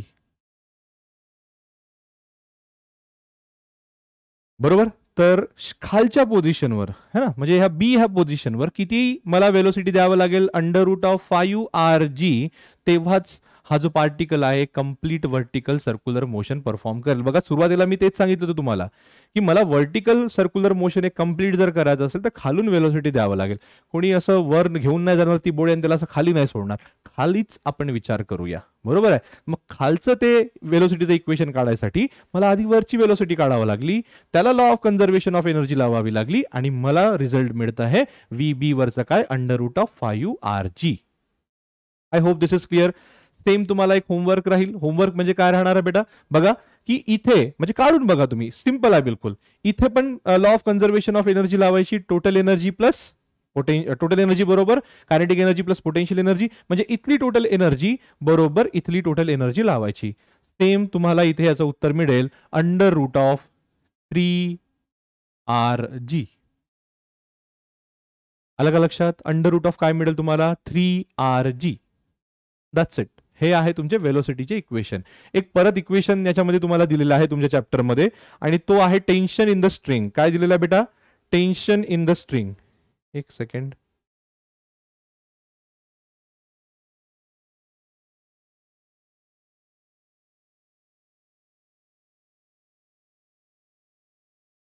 ठीक आहे. हा, टेन्शन इन द स्ट्रिंग म्हणजे टेन्शन इन द स्ट्रिंग किती राहणार? तर मी तुम्हाला सुरुवातीला पहिला इक्वेशन सांगितलं होतं काय की हे बघा या केसमध्ये mg बरोबर काय होत आहे? टी ए सॉरी mg आणि टी ए हे जे आहे तुम्हाला काय देत आहे, सेंट्रिपिटल फोर्स देत आहे. mg आणि टी ए तुम्हाला सेंट्रिपिटल फोर्स देत आहे ह्या पॉईंटवर, आणि ह्या पॉईंटवर तुमचं सेंट्रिपिटल फोर्स कसं होत आहे, हा तुमचा mg खाली आहे आणि टी तिकडे आहे, तर टी बी मायनस mg हे तुम्हाला काय देत आहे, सेंट्रिपिटल फोर्स देत आहे. हा बघा, हा जो आहे हा पहिला इक्वेशन आपण जो बघितला होता तो. ठीक आहे, आता याच्यामध्ये दुसरा इक्वेशन काय होणार बघा, ह्या केसमध्ये म्हणजे centripetal force at point B, हा centripetal force at point A होतं. ठीक आहे, centripetal force at point B m V B square by R बरोबर इथे काय होतं बघा, टी मायनस एम जी होतं. आता हा टी कुठला होता, बी वरचा होता है ना. हा इक्वेशन एक मिळाला होता, आणि तो पहिल्याचा इक्वेशन काय आपला, M V A square by R बरोबर T A plus M G. ठीक आहे, याच्यामध्ये तुम्हाला एक्सप्रेशन काय काढायचं आहे, T B minus T A बरोबर किती. ठीक आहे, आता साहजिकशी गोष्ट आहे, टेन्शन ए वर जास्त राहणार आहे की बी वर जास्त राहणार. बघा, बी तर खाली आहे, जेव्हा खाली राहील तेव्हा स्ट्रिंग मध्ये टेन्शन जास्त राहील, वर कमी राहील. तसे तर आपण 0 घेतलं होतं, तुम्हाला लक्षात असेल, बरोबर आहे. तर T B minus T A बरोबर तुमचं उत्तर तुम्हाला मिळेल बघा, ह्या दोन इक्वेशन वरून तुम्हाला काढायचं. तर T B minus T A करायचं असेल तर काय करायचं, हा इक्वेशन 1 असेल आणि हा इक्वेशन 2 असेल, बरोबर आहे. तर सरळ सरळ तुम्ही काय करायचं, याच्यामध्ये equation 2 sorry equation 1 minus equation 2 असं करायचं तुम्ही. हे बघा, इक्वेशन 1 मायनस इक्वेशन 2 म्हणजे T B minus T A मिळतो, आणि तुम्हाला त्याची व्हॅल्यू मिळते, T B minus T A ची व्हॅल्यू मिळते 6 mg. करून पहा, तुम्हाला मिळणार, काही प्रॉब्लेम नाही, बस फक्त मायनस करायचं त्याच्यामध्ये, बरोबर. आता बघा, टी ए वर टेन्शन तर 0, म्हणजे सरळ सरळ टीबीचं टेन्शन किती आहे, 6 mg. म्हणजे कधी कधी तुम्हाला असाही प्रश्न विचारू शकतात की टीबी वर किती टेन्शन आहे, सरळ किती आहे तो बेटा 6 mg, कारण टी ए वर आपण किती टेन्शन पकडला होता, इथे 0. क्लिअर आहे. That's all about vertical circular motion. Fine, चला समोर जाऊया. ओके, तर नेक्स्ट टॉपिक आहे आपला मोमेंट ऑफ इनर्शिया. ठीक आहे, आतापर्यंत आपण रिव्हॉल्युशन बद्दल चर्चा करत होतो. ठीक आहे, मग तो बँक रोड असो, व्हर्टिकल सर्क्युलर मोशन असो, बघा एका जी एक पॉईंट आहे ज्याच्या अवतीभोवती फिरत आहे, ते पॉईंट त्या बॉडीच्या बाहेर आहे.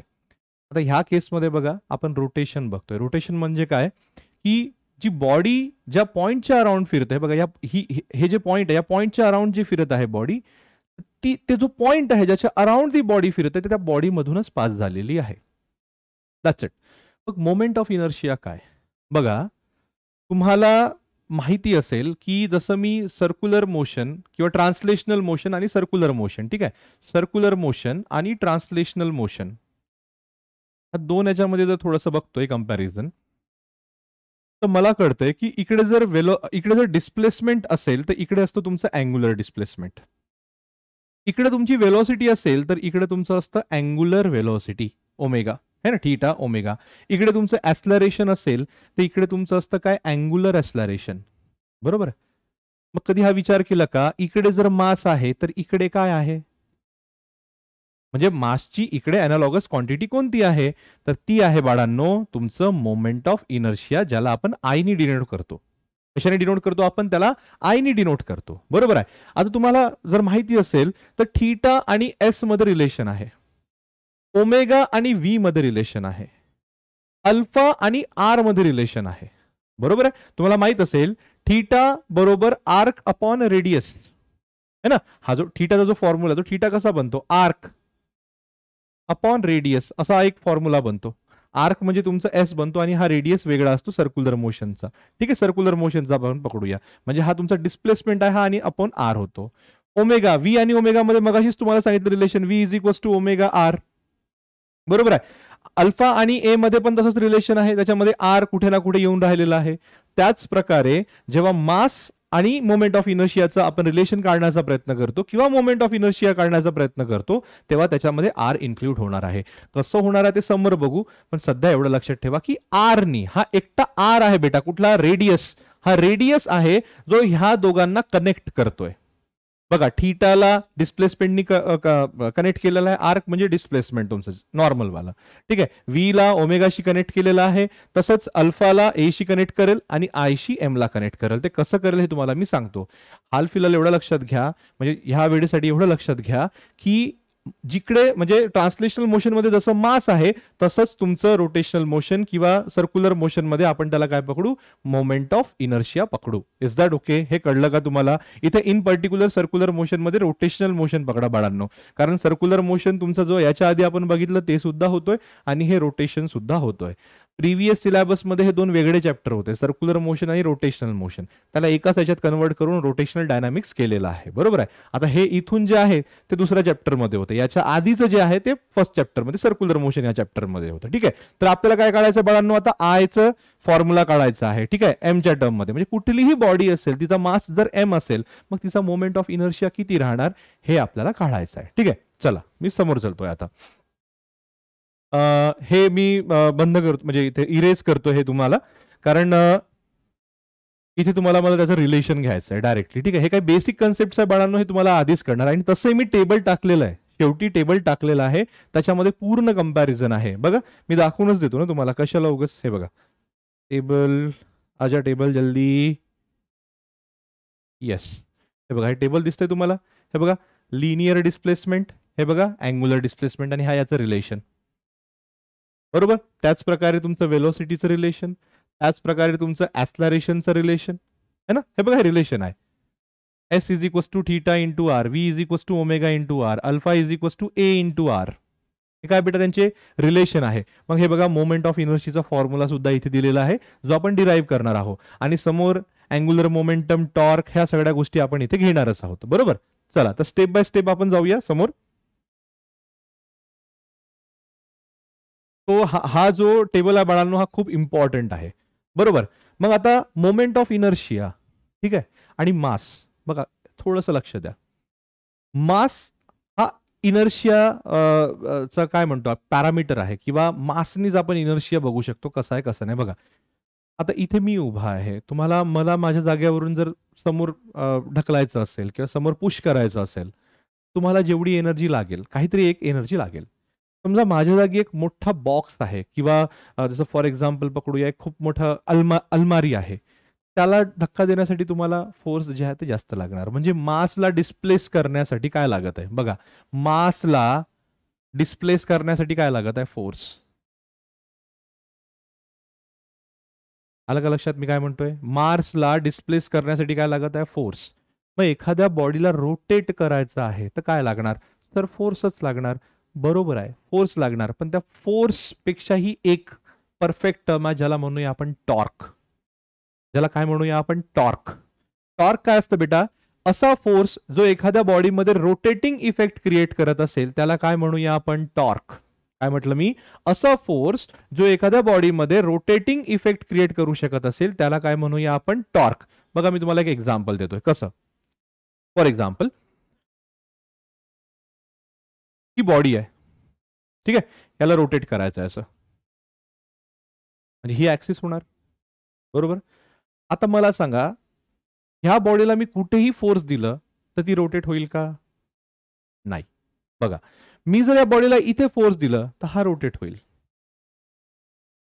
बरोबर आहे.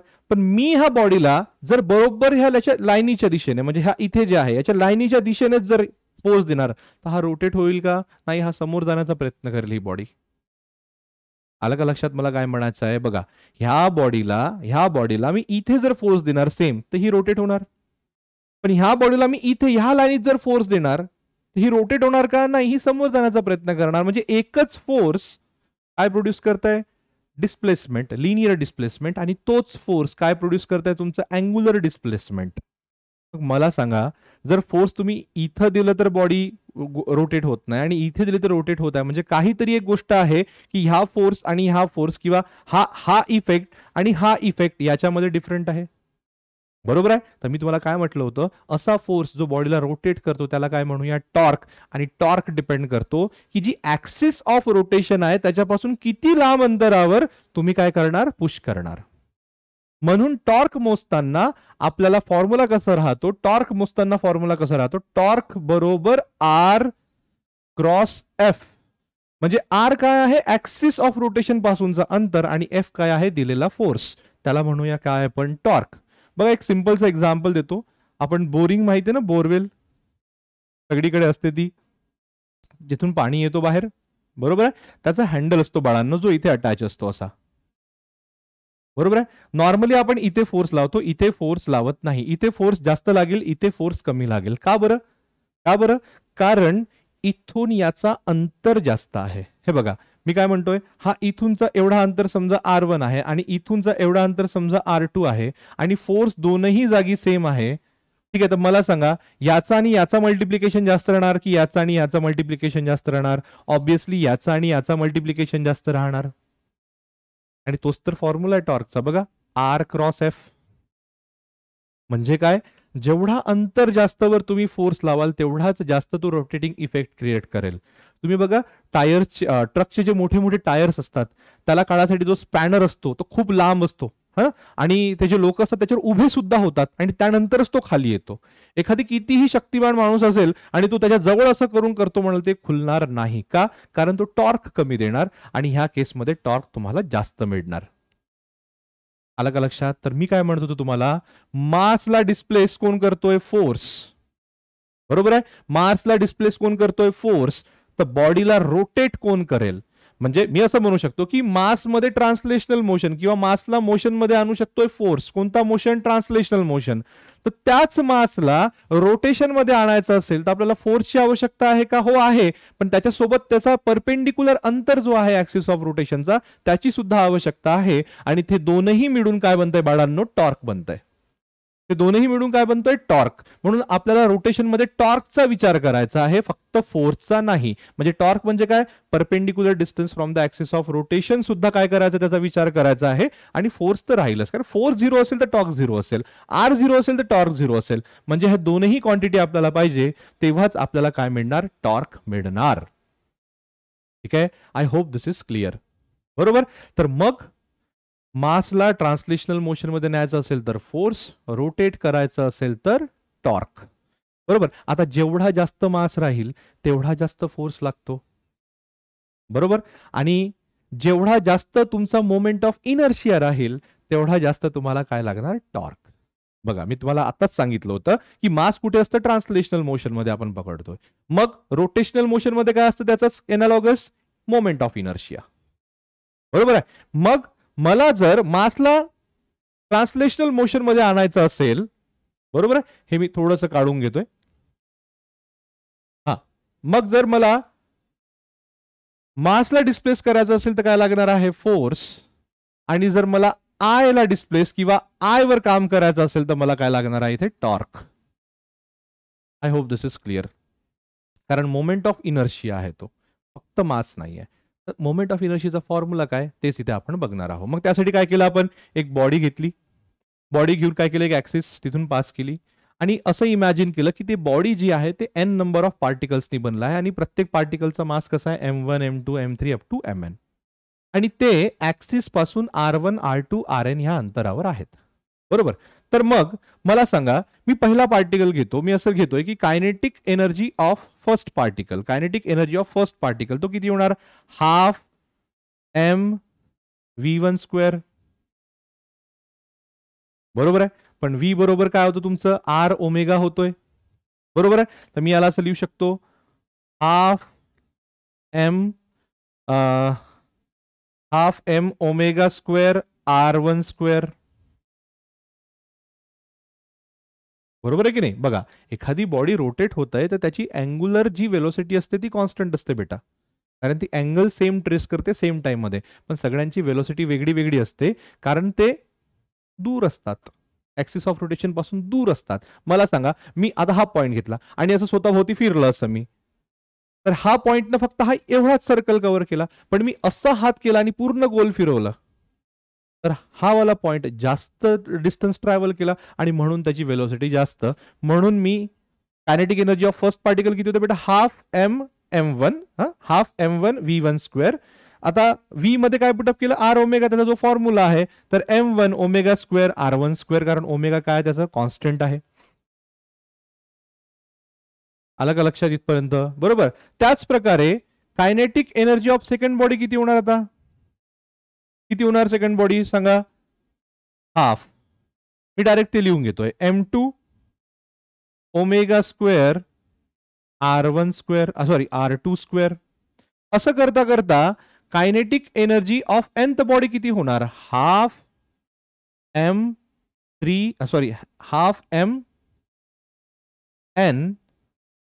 Omega square r N square. तर ही काय झाली वेलोसिटी ऑफ पार्टिकल 1 2 3 असं.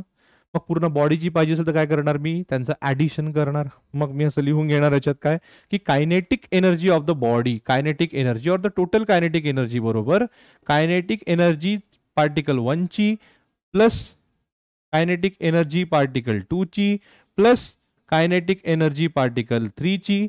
असं कुठपर्यंत जाऊया आपण, up to kinetic energy of particle n ची. मग ते व्हॅल्यू आपण टाकूया याच्यामध्ये. हे काय आलाय, half m1 r1 square omega square plus half m2 r2 square omega square. असं कुठपर्यंत आपण करणार बाळांनो, आपण इथपर्यंत करणार n पर्यंत, half mn rn square omega square. बरोबर.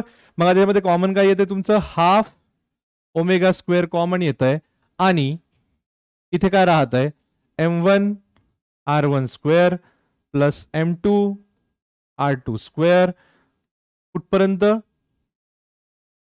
mn rn square. ठीक आहे ना, mn rn स्क्वेअर पर्यंत. बरोबर. आता बघा कायनेटिक एनर्जीचा नॉर्मल फॉर्म्युला काय आहे बघा. हे कायनेटिक एनर्जी रोटेशनल झाली, रोटेशनल कायनेटिक एनर्जी म्हणजे टोटल आपण जे पकडलेली आहे ती. बरोबर आहे. पण नॉर्मल कायनेटिक एनर्जीचा फॉर्म्युला काय, ट्रान्सलेशनल. ट्रान्सलेशनल मी असं लिहितो, ट्रान्सलेशनल ते किती असतं बेटा, हाफ एम व्ही स्क्वेअर आहे ना, मी इथे व्ही स्क्वेअर आणि एम असं लिहितोय. मग आता ह्या दोघांना तुम्ही कम्पेअर करा. बघा हाफ इथे पण आहे, हाफ इथे पण आहे. ओमेगा स्क्वेअर व्ही स्क्वेअर आपल्याला माहिती आहे ट्रान्सलेशनल मध्ये वेलॉसिटी असते, तर रोटेशनल मध्ये काय असते, अँग्युलर वेलॉसिटी असते. तर मला सांगा एम बरोबर काय होणार, हा पूर्ण ब्रॅकेट होणार की नाही होणार, होणार. आणि ह्याच ब्रॅकेटला आपण काय नाव दिलं आहे, आय. आय म्हणजे काय बाळांनो, मोमेंट ऑफ इनर्शिया. बरोबर आहे. तर मोमेंट ऑफ इनर्शियाला कसं डिफाईन करूया आपण, it is the sum of the product of the mass and the square of its perpendicular distance from the axis of rotation. है ना, हा सम आहे बाळांनो. कशाचा म्हणजे ऍडिशन आहे, कशाचा, प्रोडक्टचा, मल्टिप्लिकेशनच्या, कशाचा, इंडिव्हिज्युअल मास. बरोबर. आणि त्याचा जो स्क्वेअर ऑफ द डिस्टन्स असतो, परपेंडिक्युलर डिस्टन्स त्याचा. हे बघा मास आणि याचा स्क्वेअर, हे तुम्हाला काय मिळणार, मोमेंट ऑफ इनर्शिया. तर मग याला कसं लिहायचं बघा, therefore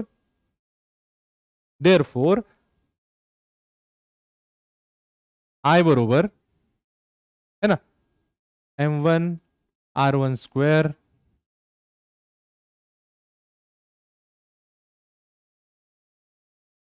m1 r1 square plus m2 r2 square. हा कुठपर्यंत जाणार बाळांनो, प्लस mn rn स्क्वेअर पर्यंत जाणार. बरोबर आहे. मग याला आपण सिंपल मध्ये असं लिहू शकतो, summation of mi ri square from n is equals to 1 up to n. असं आपण याच्यामध्ये लिहू शकतो. हा काय आहे फॉर्म्युला, हा आहे मोमेंट ऑफ इनर्शियाचा फॉर्म्युला. म्हणजे मोमेंट ऑफ इनर्शियामध्ये फक्त मास राहणार आहे का, नाही, त्याचा मल्टिप्लिकेशन राहणार आहे, मास आणि square of the perpendicular distance from the axis of rotation, म्हणजेच एम आर स्क्वेअर असं राहणार आहे.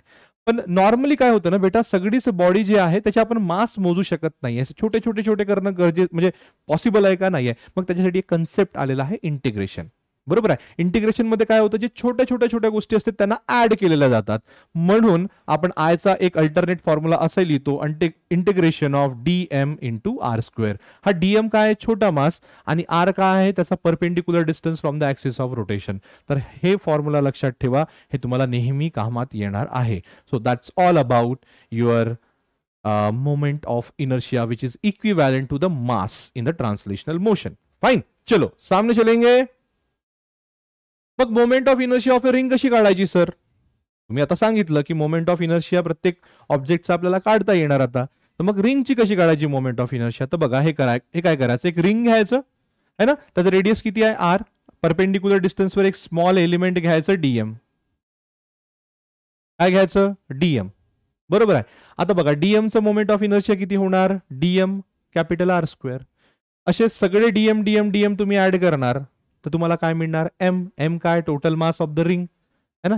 एम काय आहे? Mass of the ring, complete mass of the ring. बघा मग कसं येणार? आय ऑफ रिंग बरोबर integration of DM R square. आता आर तर कॉन्स्टंट आहे मग तो बाहेर निघणार आर स्क्वेअर. इंटिग्रेशन ऑफ काय होणार तुमचं? डीएम. सगळे डीएम इंटिग्रेट करणार तर तुम्हाला काय मिळणार? Mass of the ring. तेच लिहिलेलं आहे. सो आय रिंग बरोबर काय होणार बेटा? एम आर स्क्वेअर और आर स्क्वेअर एम. जसं तुम्हाला लिहायचं तसं तुम्ही लिहू शकता, काही प्रॉब्लेम नाही. Is that clear? This is the moment of inertia of the ring. समोर वळूया. Moment of inertia of a disc आता कसं काढायचं? कसं काढायचं बघा, सिंपल आहे. मी सांगतो तुम्हाला काय करायचं. ह्या डिस्क, ही आता डिस्क आहे समजा, ह्या डिस्कचा मास आहे कॅपिटल एम. आपण इमॅजिन करायची की ही जी डिस्क आहे त्या छोट्या छोट्या रिंग्सनी बनलेली आहे. ठीक आहे. सुरुवातीला पासून आपण 0 0 नंतर आता समजा हा कॅपिटल आर काय याचं radius of the disk.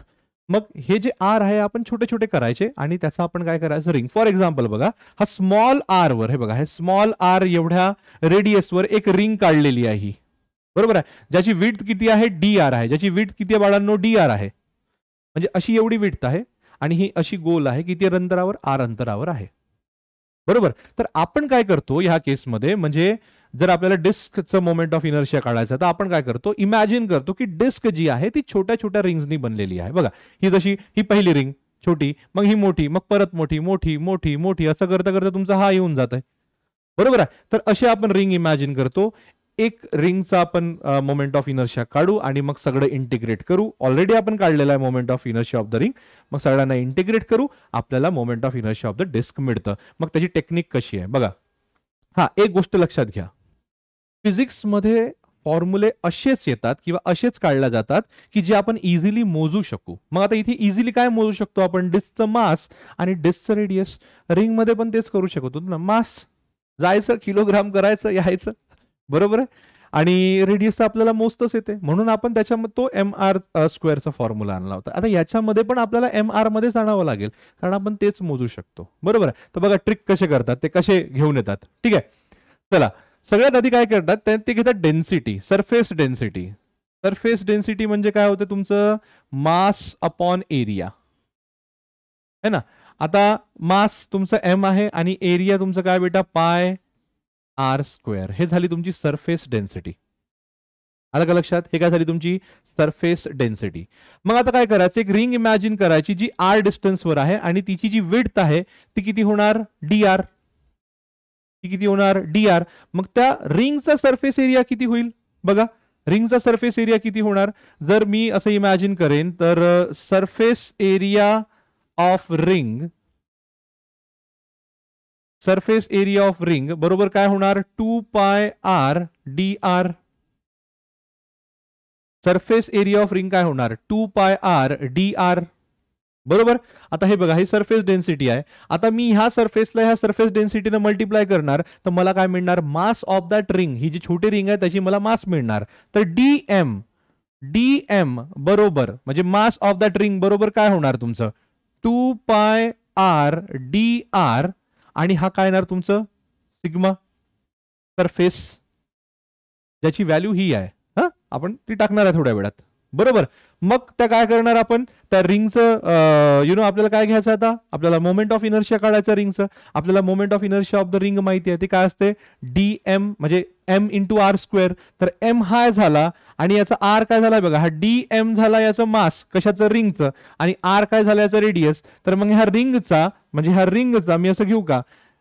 Ring moment of inertia of a ring, I ring बरोबर काय होणार? D M into R square. होणार की नाही होणार? बरोबर. मग डीएम ची व्हॅल्यू पुटअप करायची याच्यामध्ये, ते काय होणार आहे? 2 पाय आर, ठीक आहे, डी आर. ठीक आहे, 2 pi R D R. Yes, sigma surface into हा काय तुमचं? R square. आला का लक्षात मी का सांगतोय? बघा, 2 pi R D R sigma surface into R square. याला आपण थोडंसं जवळ घेऊन या. आता हे काय बनतोय तुमचं? 2 pi R cube D R into sigma surface. ठीक आहे, हा काय झाला तुमचा moment of inertia of a ring. आता जर मला पूर्ण डिस्कचं जर मोमेंट ऑफ इनर्शिया पाहिजे आहे तर मी काय करणार, असे सगळ्या रिंग्सचं काय करणार, इंटिग्रेशन किंवा ऍडिशन करणार. अशा सगळ्या रिंगचा जो मोमेंट ऑफ इनर्शिया त्याचं काय करणार, ऍडिशन करणार. मग ते कसं होईल बघा, 0 पासून R पर्यंत मला इंटिग्रेट करत न्यावं लागेल. मग यालाच आपण समोर कसं लिहिणार बघा, आय डिस्क है ना, moment of inertia of a disc बरोबर integration of I of rings. ठीक आहे, बरोबर. आता इंटिग्रेशन मध्ये काय आलं होतं बघा, integration of 2 pi R cube D R sigma surface असं आलं होतं का बघा, एकदा चेक करून घेऊया आपण. 2 pi R cube D R into सिग्माचा सरफेस, बरोबर. मग याच्यामध्ये काय आपण कॉन्स्टंट बाहेर काढून घेऊया, 2 पाय सिग्मा सरफेस, आणि मग हा काय येणार, integration of R cube D R. ठीक आहे, पण हा इंटिग्रेशन आपण कुठून कुठपर्यंत घ्यायचा आहे, 0 टू आर पर्यंत घ्यायचा आहे.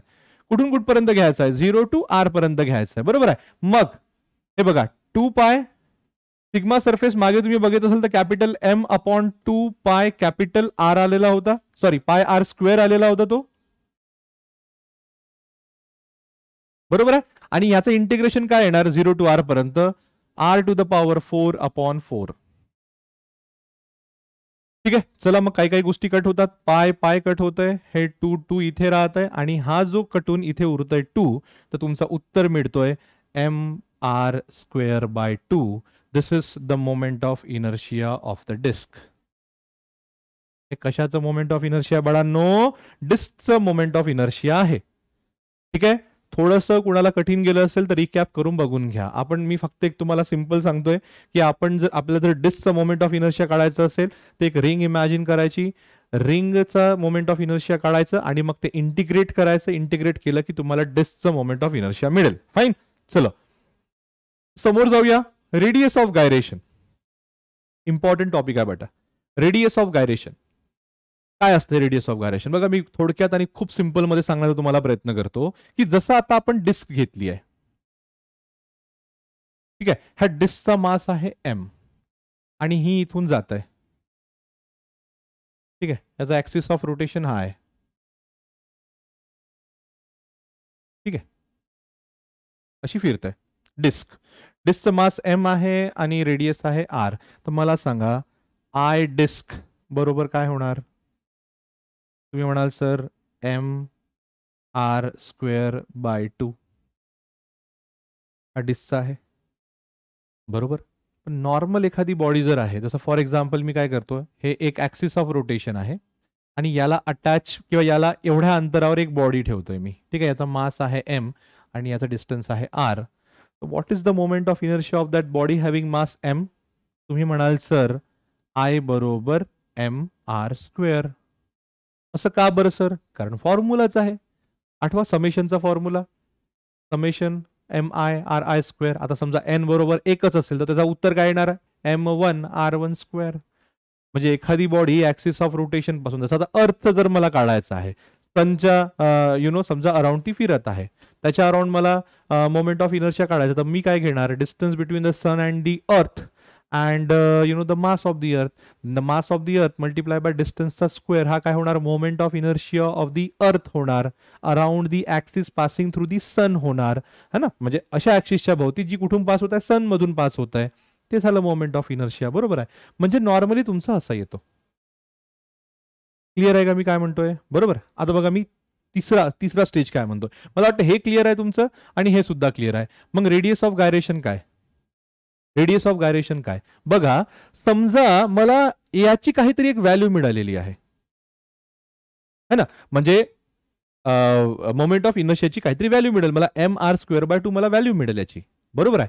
पण मी एक काम करू शकतो आणखी एक, कसं की मी असं इमॅजिन करू शकतो ह्या बॉडीमध्ये की कुठेतरी एक पॉइंट आहे, समजा मी हा पॉइंट घेतला, बरोबर आहे, कुठेतरी ह्या बॉडीमध्ये एक पॉइंट आहे, हा आर, ह्या आर वर, ठीक आहे, त्याला म्हणू के, हा डिस्टन्स काय घेऊ आपण के. ह्या पॉइंटवर जर मी असं गृहीत धरतो की हा पूर्णच्या पूर्ण मास इथे ठेवलेला आहे, तर मला सेम मोमेंट ऑफ इनर्शिया मिळेल जो मला ह्या फॉर्म्युलाने डिस्कचं मिळालेलं होतं. ठीक आहे, ह्या शब्दाला परत एकदा रिपीट करून तुम्ही बघा. म्हणूनच ह्या अंतराला काय म्हणू आपण? Radius of gyration. Radius of gyration म्हणजे काय? की हा एक असा अंतर आहे ऍक्सिस ऑफ रोटेशन पासून की ज्याच्या वर जर आपण त्या पूर्ण बॉडीचा जर मास ठेवला असं गृहीत धरलं तर आपल्याला सेम मोमेंट ऑफ इनर्शिया मिळतं जसं आपल्याला आधी नॉर्मल फॉर्म्युलाने मिळत होतं. आलं का लक्षात? हे आहे तुमचं रेडियस ऑफ गायरेशन आणि ते खूप खूप इम्पॉर्टंट आहे. का बरं इम्पॉर्टंट आहे बघा तुम्हाला मी सांगतो. समजा आपल्याकडे दोन बॉडी आहे. एक अशी बॉडी आहे आणि एक अशी बॉडी आहे. डबल्स लाईक शेप आणि ऍक्सिस ऑफ रोटेशन असं पास होत आहे, याच्या अराउंड फिरत आहे. तर मला सांगा ह्या डायग्राम मध्ये ऍक्सिस पासून मास डिस्ट्रीब्युशन दूर आहे की जवळ आहे? दूर आहे. म्हणजे जास्त मास कुठे? ऍक्सिस पासून दूर आहे. आणि ह्या केसमध्ये जास्त मास ऍक्सिसच्या जवळ आहे. किंवा आपण असे गृहीत धरू शकतो की टोटल मास ऍक्सिसच्या जवळ आहे आणि इथे असं गृहीत धरू शकतो की टोटल मास ऍक्सिसच्या खूप लांब आहे. मग ह्या केसमध्ये तुमचा रेडियस ऑफ गायरेशन मोठा येणार. समजा हा K2 असेल आणि हा इथे जर तुमचा K1 असेल, बरोबर आहे, तर मी असं म्हणू शकतो K2 is greater than K1. म्हणजे मला जर K ची व्हॅल्यू माहित असेल तर मला हे समजणार की मास डिस्ट्रीब्युशन कसं आहे, ऍक्सिसच्या जवळ आहे की ऍक्सिसच्या दूर आहे. हा त्याचा फिजिकल सिग्निफिकन्स आहे बाळांनो. याच्याने मला कळतं की मास डिस्ट्रीब्युशन जवळ आहे की दूर आहे, पहिलं. आणि जे मी याच्यामध्ये सांगितलं होतं आधीच हे वाला, ठीक आहे. तर आता याला कसं करायचं आपण बघा. मग आता मी सेम तेच घेतोय. मी डिस्क घेतली, ठीक आहे, इथून पास केलंय. हा मोमेंट ऑफ इनर्शियाचं किती होते? mr²/2, बरोबर आहे. पण मी एक इथे पॉइंट घेणार, तो काय होणार? K. आणि मी इमॅजिन करणार की हा मास इथे पूर्ण कॉन्सन्ट्रेट केला आहे, तर याचाच मला मोमेंट ऑफ इनर्शिया परत काय मिळू शकतो? mk². आता हे दोघंही सारखेच आहेत म्हणून मी ह्या दोघांना इक्वेट करतो. mr²/2 बरोबर mk². हा m कॅन्सल होतो, तर मला K बरोबर मिळतो R/√2 और डिवायडेड बाय √2. म्हणजे मला असं समजते की इथे हे जे K हा जो अंतर आहे हा किती आहे? R/√2 आहे. R बाय काय आहे? √2. म्हणजे एवढ्या अंतरावर जर मी त्या पूर्ण डिस्कचा मास ठेवला तर मला सेम मोमेंट ऑफ इनर्शिया मिळणार. That's it. मग रिंगचं पण आपण बघितलं होतं. रिंगचं मोमेंट ऑफ इनर्शिया किती होतं? रिंगचं किती होतं मोमेंट ऑफ इनर्शिया? mr² होतं. याला इक्वेट करा mk² बरोबर. बरोबर, mm कॅन्सल होतो, तुम्हाला R बरोबर K मिळतो. म्हणजे इथे तुमचं रेडियस ऑफ गायरेशन काय राहणार? R राहणार. म्हणजे R अंतरावरच रेडियस ऑफ गायरेशन. आणि स्वाभाविकची गोष्ट आहे, त्याच्या अलीकडे मासच नाही तर मग रेडियस ऑफ गायरेशन अलीकडे येणार कसं? थोडं तरी पाहिजे ना मास रिंगच्या अंदर, तेव्हा येणार. आता डिस्कचा आहे म्हणून अंदर आलं. I hope this is clear. Fine, चला समोर चालूया. Yes, theorem of parallel axis. बरोबर आहे. आता बघा, एक बॉडी आहे, ठीक आहे, जसं डिस्क होतं. डिस्कच्या सेंटरमधून आपल्याला मोमेंट ऑफ इनर्शिया काढता आलं. मग मला डिस्कच्या एका साईडला जर ऍक्सिस ठेवायची असेल आणि मोमेंट ऑफ इनर्शिया काढायची असेल तर मी काय करू? त्यासाठी माझ्याकडे काय आहे? Parallel axis theorem.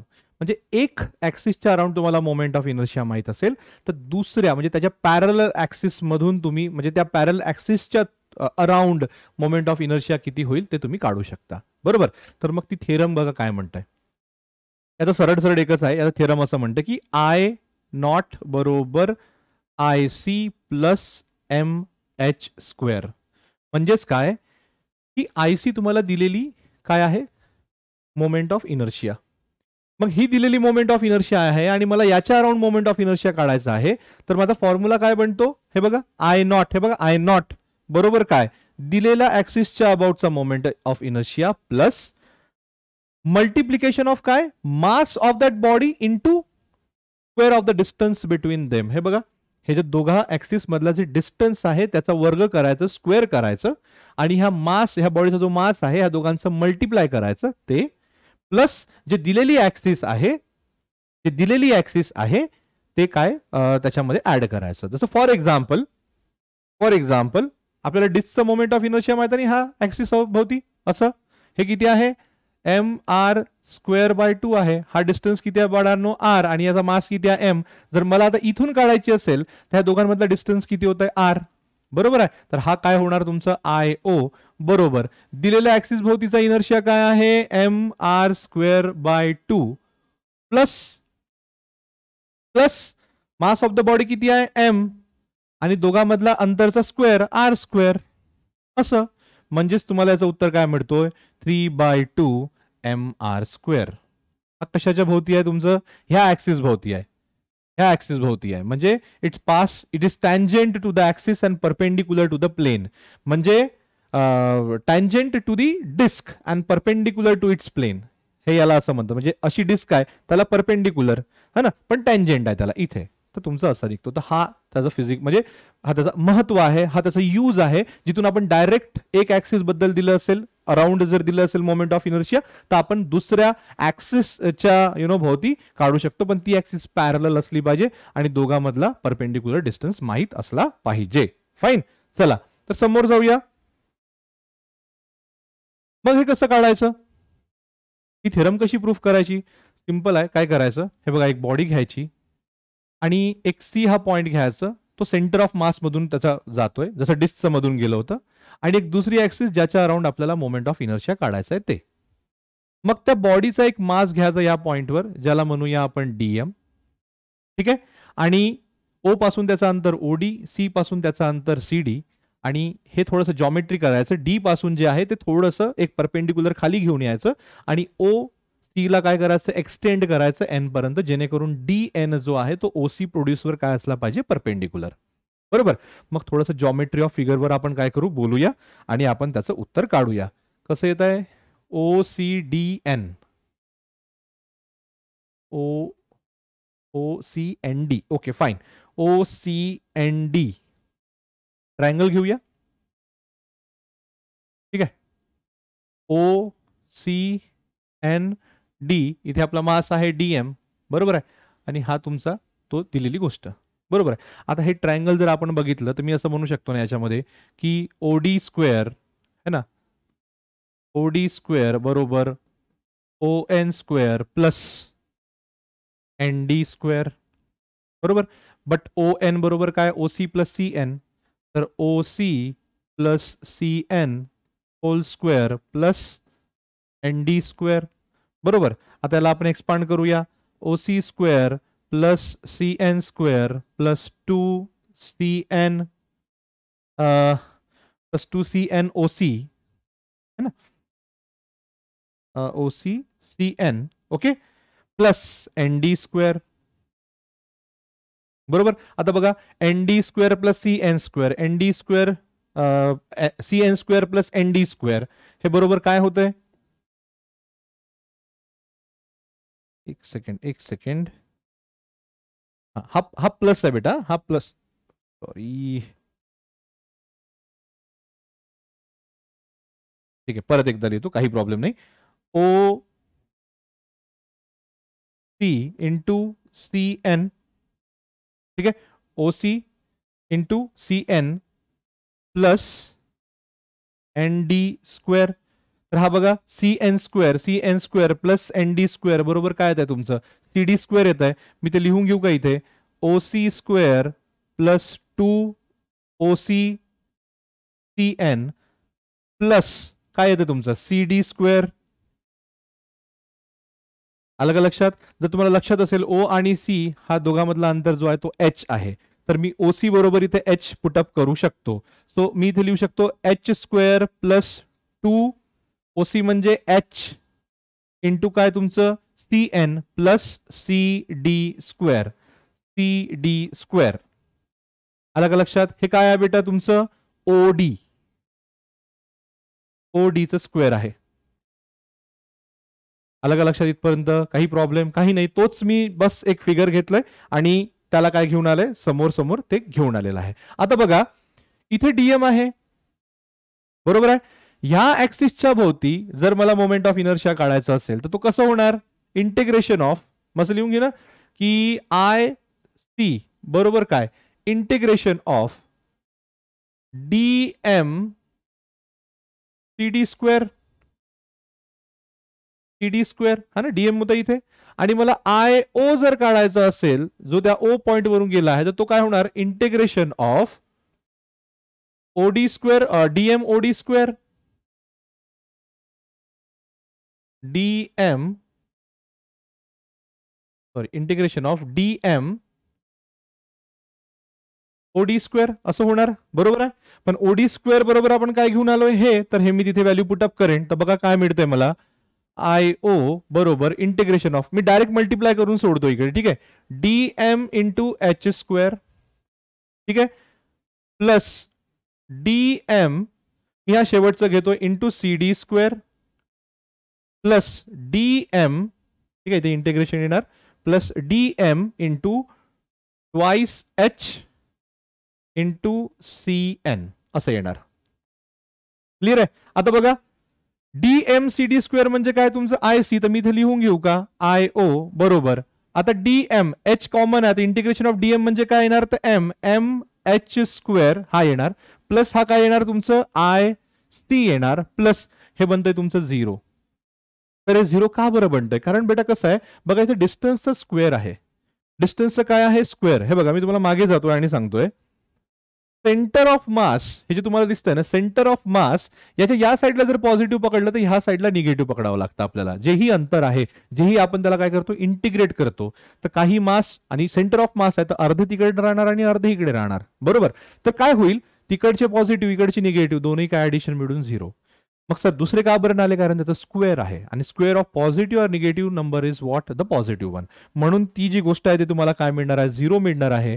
आणि 0 मिळण्यामुळे तुम्हाला हा इक्वेशन मिळणार काय, I naught is equal to M H square plus I C. ठीक आहे, आय नॉट बरोबर काय तर बेटा I C plus M H square.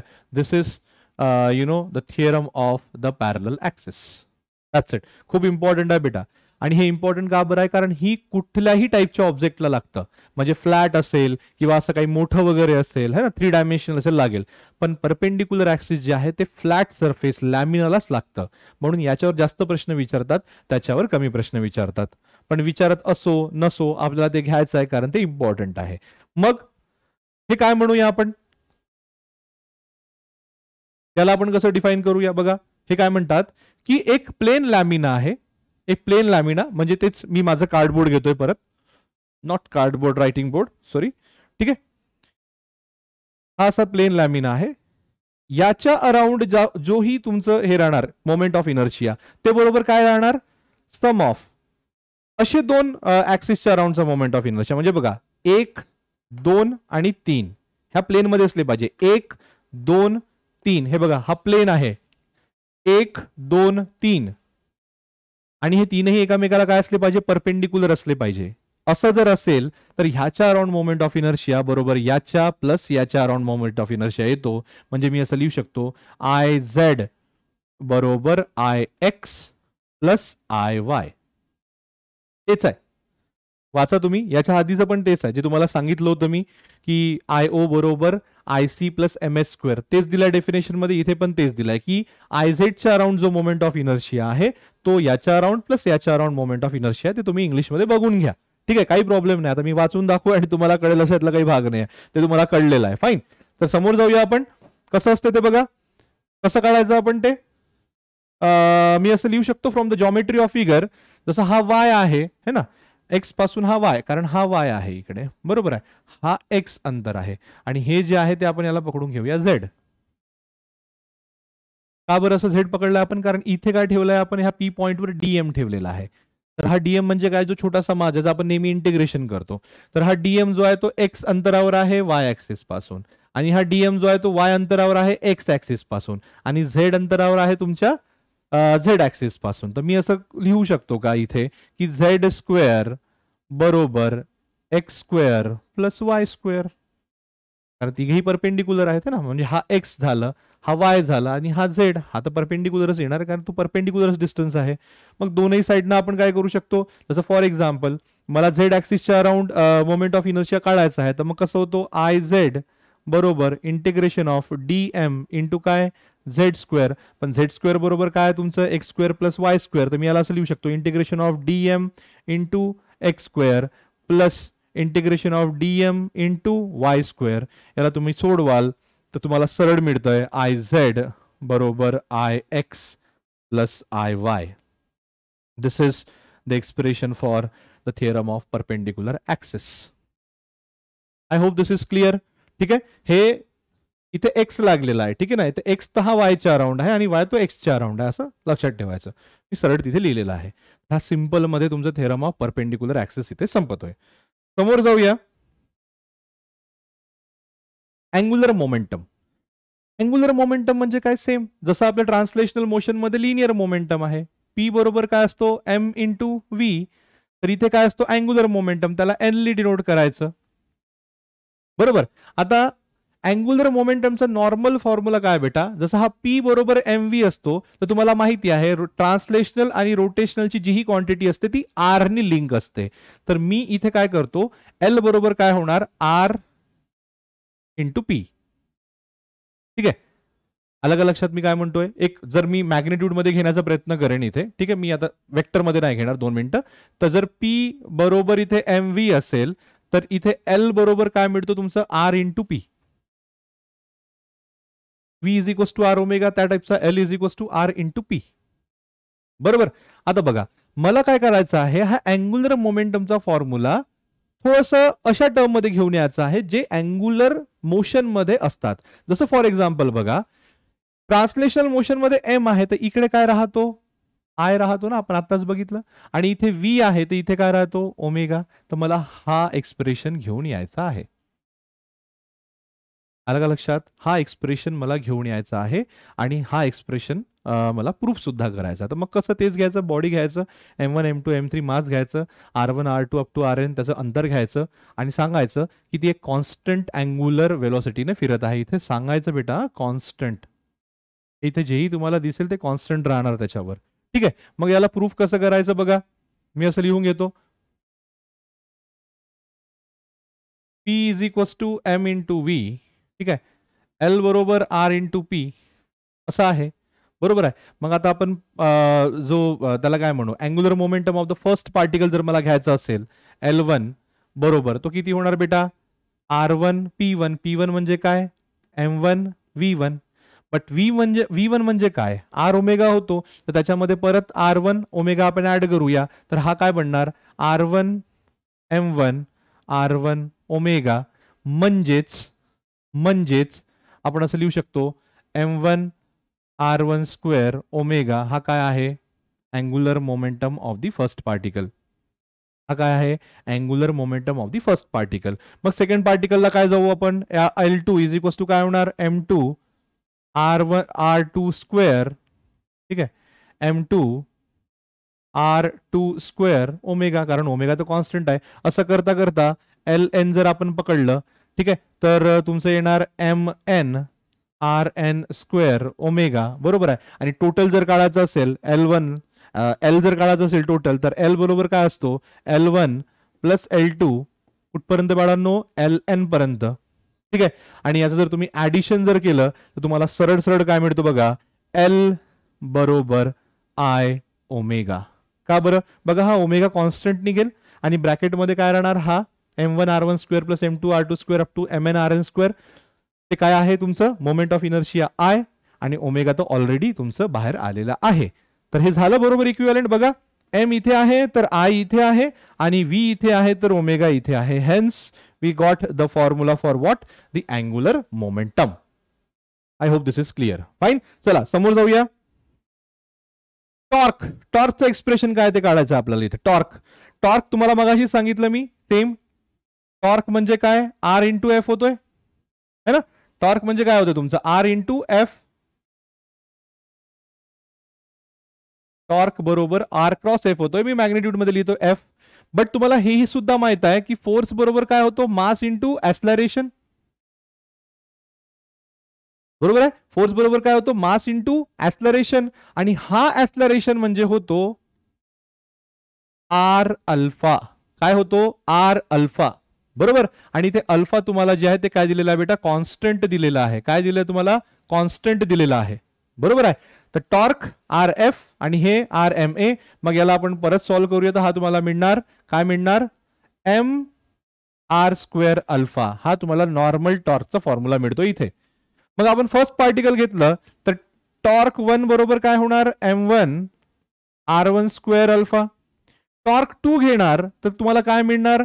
M2 R2 square alpha. आता टॉर्क 2 म्हणजे काय की टॉर्क सेकंड पार्टिकलवर ऍक्ट होणारा टॉर्क, पहिल्या पार्टिकलवर ऍक्ट होणारा टॉर्क, असंच करता करता एन पार्टिकलवर ऍक्ट होणारा टॉर्क आपल्याला किती मिळणार, M N R N square alpha. आणि टोटल टॉर्क जो आहे तो काय मिळणार आपल्याला, torque 1 plus torque 2 up to कुठपर्यंत बाळांनो, टॉर्क एन पर्यंत. म्हणजे सगळ्या पार्टिकलचा टॉर्क ऍड करायचा, तुम्हाला अल्टिमेट टॉर्क मिळून जाईल त्याच्यावर किती ऍक्ट होणार आहे, बरोबर आहे, त्या पूर्ण बॉडीवर. आणि असं जर आपण केलं तर आपल्याला फायनली फॉर्म्युला मिळतो torque is equals to I alpha. कसं, का बरं, अल्फा अल्फा कॉन्स्टंट निघेल, m1r1 plus m1r1 square plus m2r2 square plus m3r3 square, असं करत करत जर आपण गेलं तर आपल्याला हा फॉर्म्युला मिळतोय. आणि बघा आपल्याला माहिती आहे फोर्स बरोबर काय होतोय, मास इंटू अस्लरेशन. तो बरोबर आहे बघा, मास इथे तर आय इथे, अस्लरेशन इथे तर अँग्युलर अस्लरेशन इथे. That's it. That is all about the derivation of the formula of the torque. Fine. चला समोर वळूया. कन्झर्वेशन ऑफ अँग्युलर मोमेंटम हा प्रश्न तुम्हाला भरपूरदा आलेला आहे एक्झाम मध्ये. ठीक आहे, कन्झर्वेशन ऑफ अँग्युलर मोमेंटम काय असतो बाळांनो, त्याच्या आधी तुम्हाला कन्झर्वेशन ऑफ मोमेंटम करणं गरजेचं आहे. ते काय असते की जर एखाद्या बॉडीवर, ठीक आहे, कुठलाही एक्सटर्नल अनबॅलन्स्ड फोर्स ऍक्ट होत नसेल तर त्याचा मोमेंटम कसं असतो, कॉन्स्टंट. फॉर एक्झाम्पल जसं एखादी बॉडी मूव्ह होत आहे ना, तर ही बॉडी जर मूव्ह होत असेल, तिचं मास समजा m1 आहे आणि वेलोसिटी v1 आहे, तर याचं मोमेंटम किती बनणार बाळांनो, p1 is equals to m1 v1. ठीक आहे, आता समजा मी याला मागून फोर्स दिला, त्याची वेलोसिटी v1 पासून समजा v2 झाली, मग याचं मोमेंटम किती बनणार, फायनल मोमेंटम p2 बरोबर काय, m1 इंटू v2, कारण वेलोसिटी जी ती वाढलेली आहे. तर जर एक्सटर्नल फोर्स ऍक्ट होत असेल तर त्याचा मोमेंटम कॉन्स्टंट राहणार का, नाही, तो चेंज होत राहणार. अगदी त्याच प्रकारे एखादी जर बॉडी रोटेट होत असेल, है ना, एखादी बॉडी जर रोटेट होत असेल आणि तिच्यावर कुठलाही एक्सटर्नल टॉर्क ऍक्ट होत नसेल तर ती बॉडीचा जो अँग्युलर मोमेंटम आहे तो कसा राहणार आहे, कॉन्स्टंट राहणार आहे. कसं राहणार आहे बाळांनो, कॉन्स्टंट राहणार आहे. यालाच आपण म्हणूया law of conservation of angular momentum. आता ते प्रूफ कसं करायचं, बरोबर आहे. आपल्याकडे आताच मोमेंटमचा फॉर्म्युला आलेला, बरोबर, काय तो एल म्हणजे काय, आपण मॅग्निट्यूड मध्ये जर आपण घेतलं तर एल बरोबर काय आलं होतं आपल्याकडे आय इंटू अल्फा. पण याच्या आधी आपण एक फॉर्म्युला बघितला होता, एल बरोबर काय, आर क्रॉस पी असा एक फॉर्म्युला होतोय, बरोबर. मग आता याला आपण डेरिव्हेटिव्ह लावायचं, काय, डिफरन्शिएट करायचं विथ रिस्पेक्ट टू टाइम, बघायचं की टाइमच्या हिशोबाने एल कसा चेंज होतोय. तर याला आपण रूल लावलं तर हे असं बनतंय, D P upon D T plus P इकडे कॉमन काढायचं आणि हे बनतंय तुमचं D R upon D T, बरोबर. याला सॉल्व्ह करायचं. हा R vector, DP by DT म्हणजे होतं तुमचं फोर्स वेक्टर, काय होतं तुमचं force vector, plus P D R by DT म्हणजे होतं तुमचं व्ही वेक्टर. ठीक आहे, इज दॅट ओके. समोर चालूया. आर क्रॉस एफ म्हणजे काय होतं तुमचं टॉर्क होतंय, प्लस पी म्हणजे काय होतं तुमचं बाळांनो, पी म्हणजे होतं तुमचं एम इंटू व्ही वेक्टर. आता व्ही क्रॉस व्ही म्हणजे सेम वेक्टरचा क्रॉस प्रोडक्ट घेतला तर तो झिरो येतो, है ना. Cross product of the two similar vector is zero, हा नियम आहे आपल्याकडे. तर म्हणून ही व्हॅल्यू झिरो होऊन जातो आणि तो तुम्हाला काय मिळतो, टॉर्क. म्हणजे सरळ सरळ आपल्याला काय म्हणायचं आहे की D L upon D T हे काय असणार आहे, टॉर्क. आता जर बाहेरचा टॉर्क ऍक्ट होणाराच जर झिरो असेल, if torque is equal to zero, तर मला सांगा डीएल बाय डीटी काय होणार, झिरो. म्हणजे rate of change of angular momentum काय होणार, झिरो. म्हणजे अँग्युलर मोमेंटम चेंजच नाही होणार. तेच तर प्रूफ करायचं होतं की जर बाहेरचा फोर्स ऍक्ट होत नसेल अनबॅलन्स तर मोमेंटम चेंज होणार नाही. आणि बाहेरचा जर अँग्युलर टॉर्क बाहेरचा जर टॉर्क ऍक्ट जर होत नसेल तर तुमचं अँग्युलर मोमेंटम चेंज होणार नाही. आणि चेंजेस होणार नाही तर त्याच्यामधला चेंज म्हणजे चेंजेस, एक गोष्ट 10 आहे, समोर 10 चालली तर 10 आणि 10 मधला डिफरन्स कितला, zero. dl upon dt is equals to torque. If torque is zero, dl by dt is zero. So this is how we have proved the, conservation of angular momentum. Fine. चलो सामने चलते बेटा.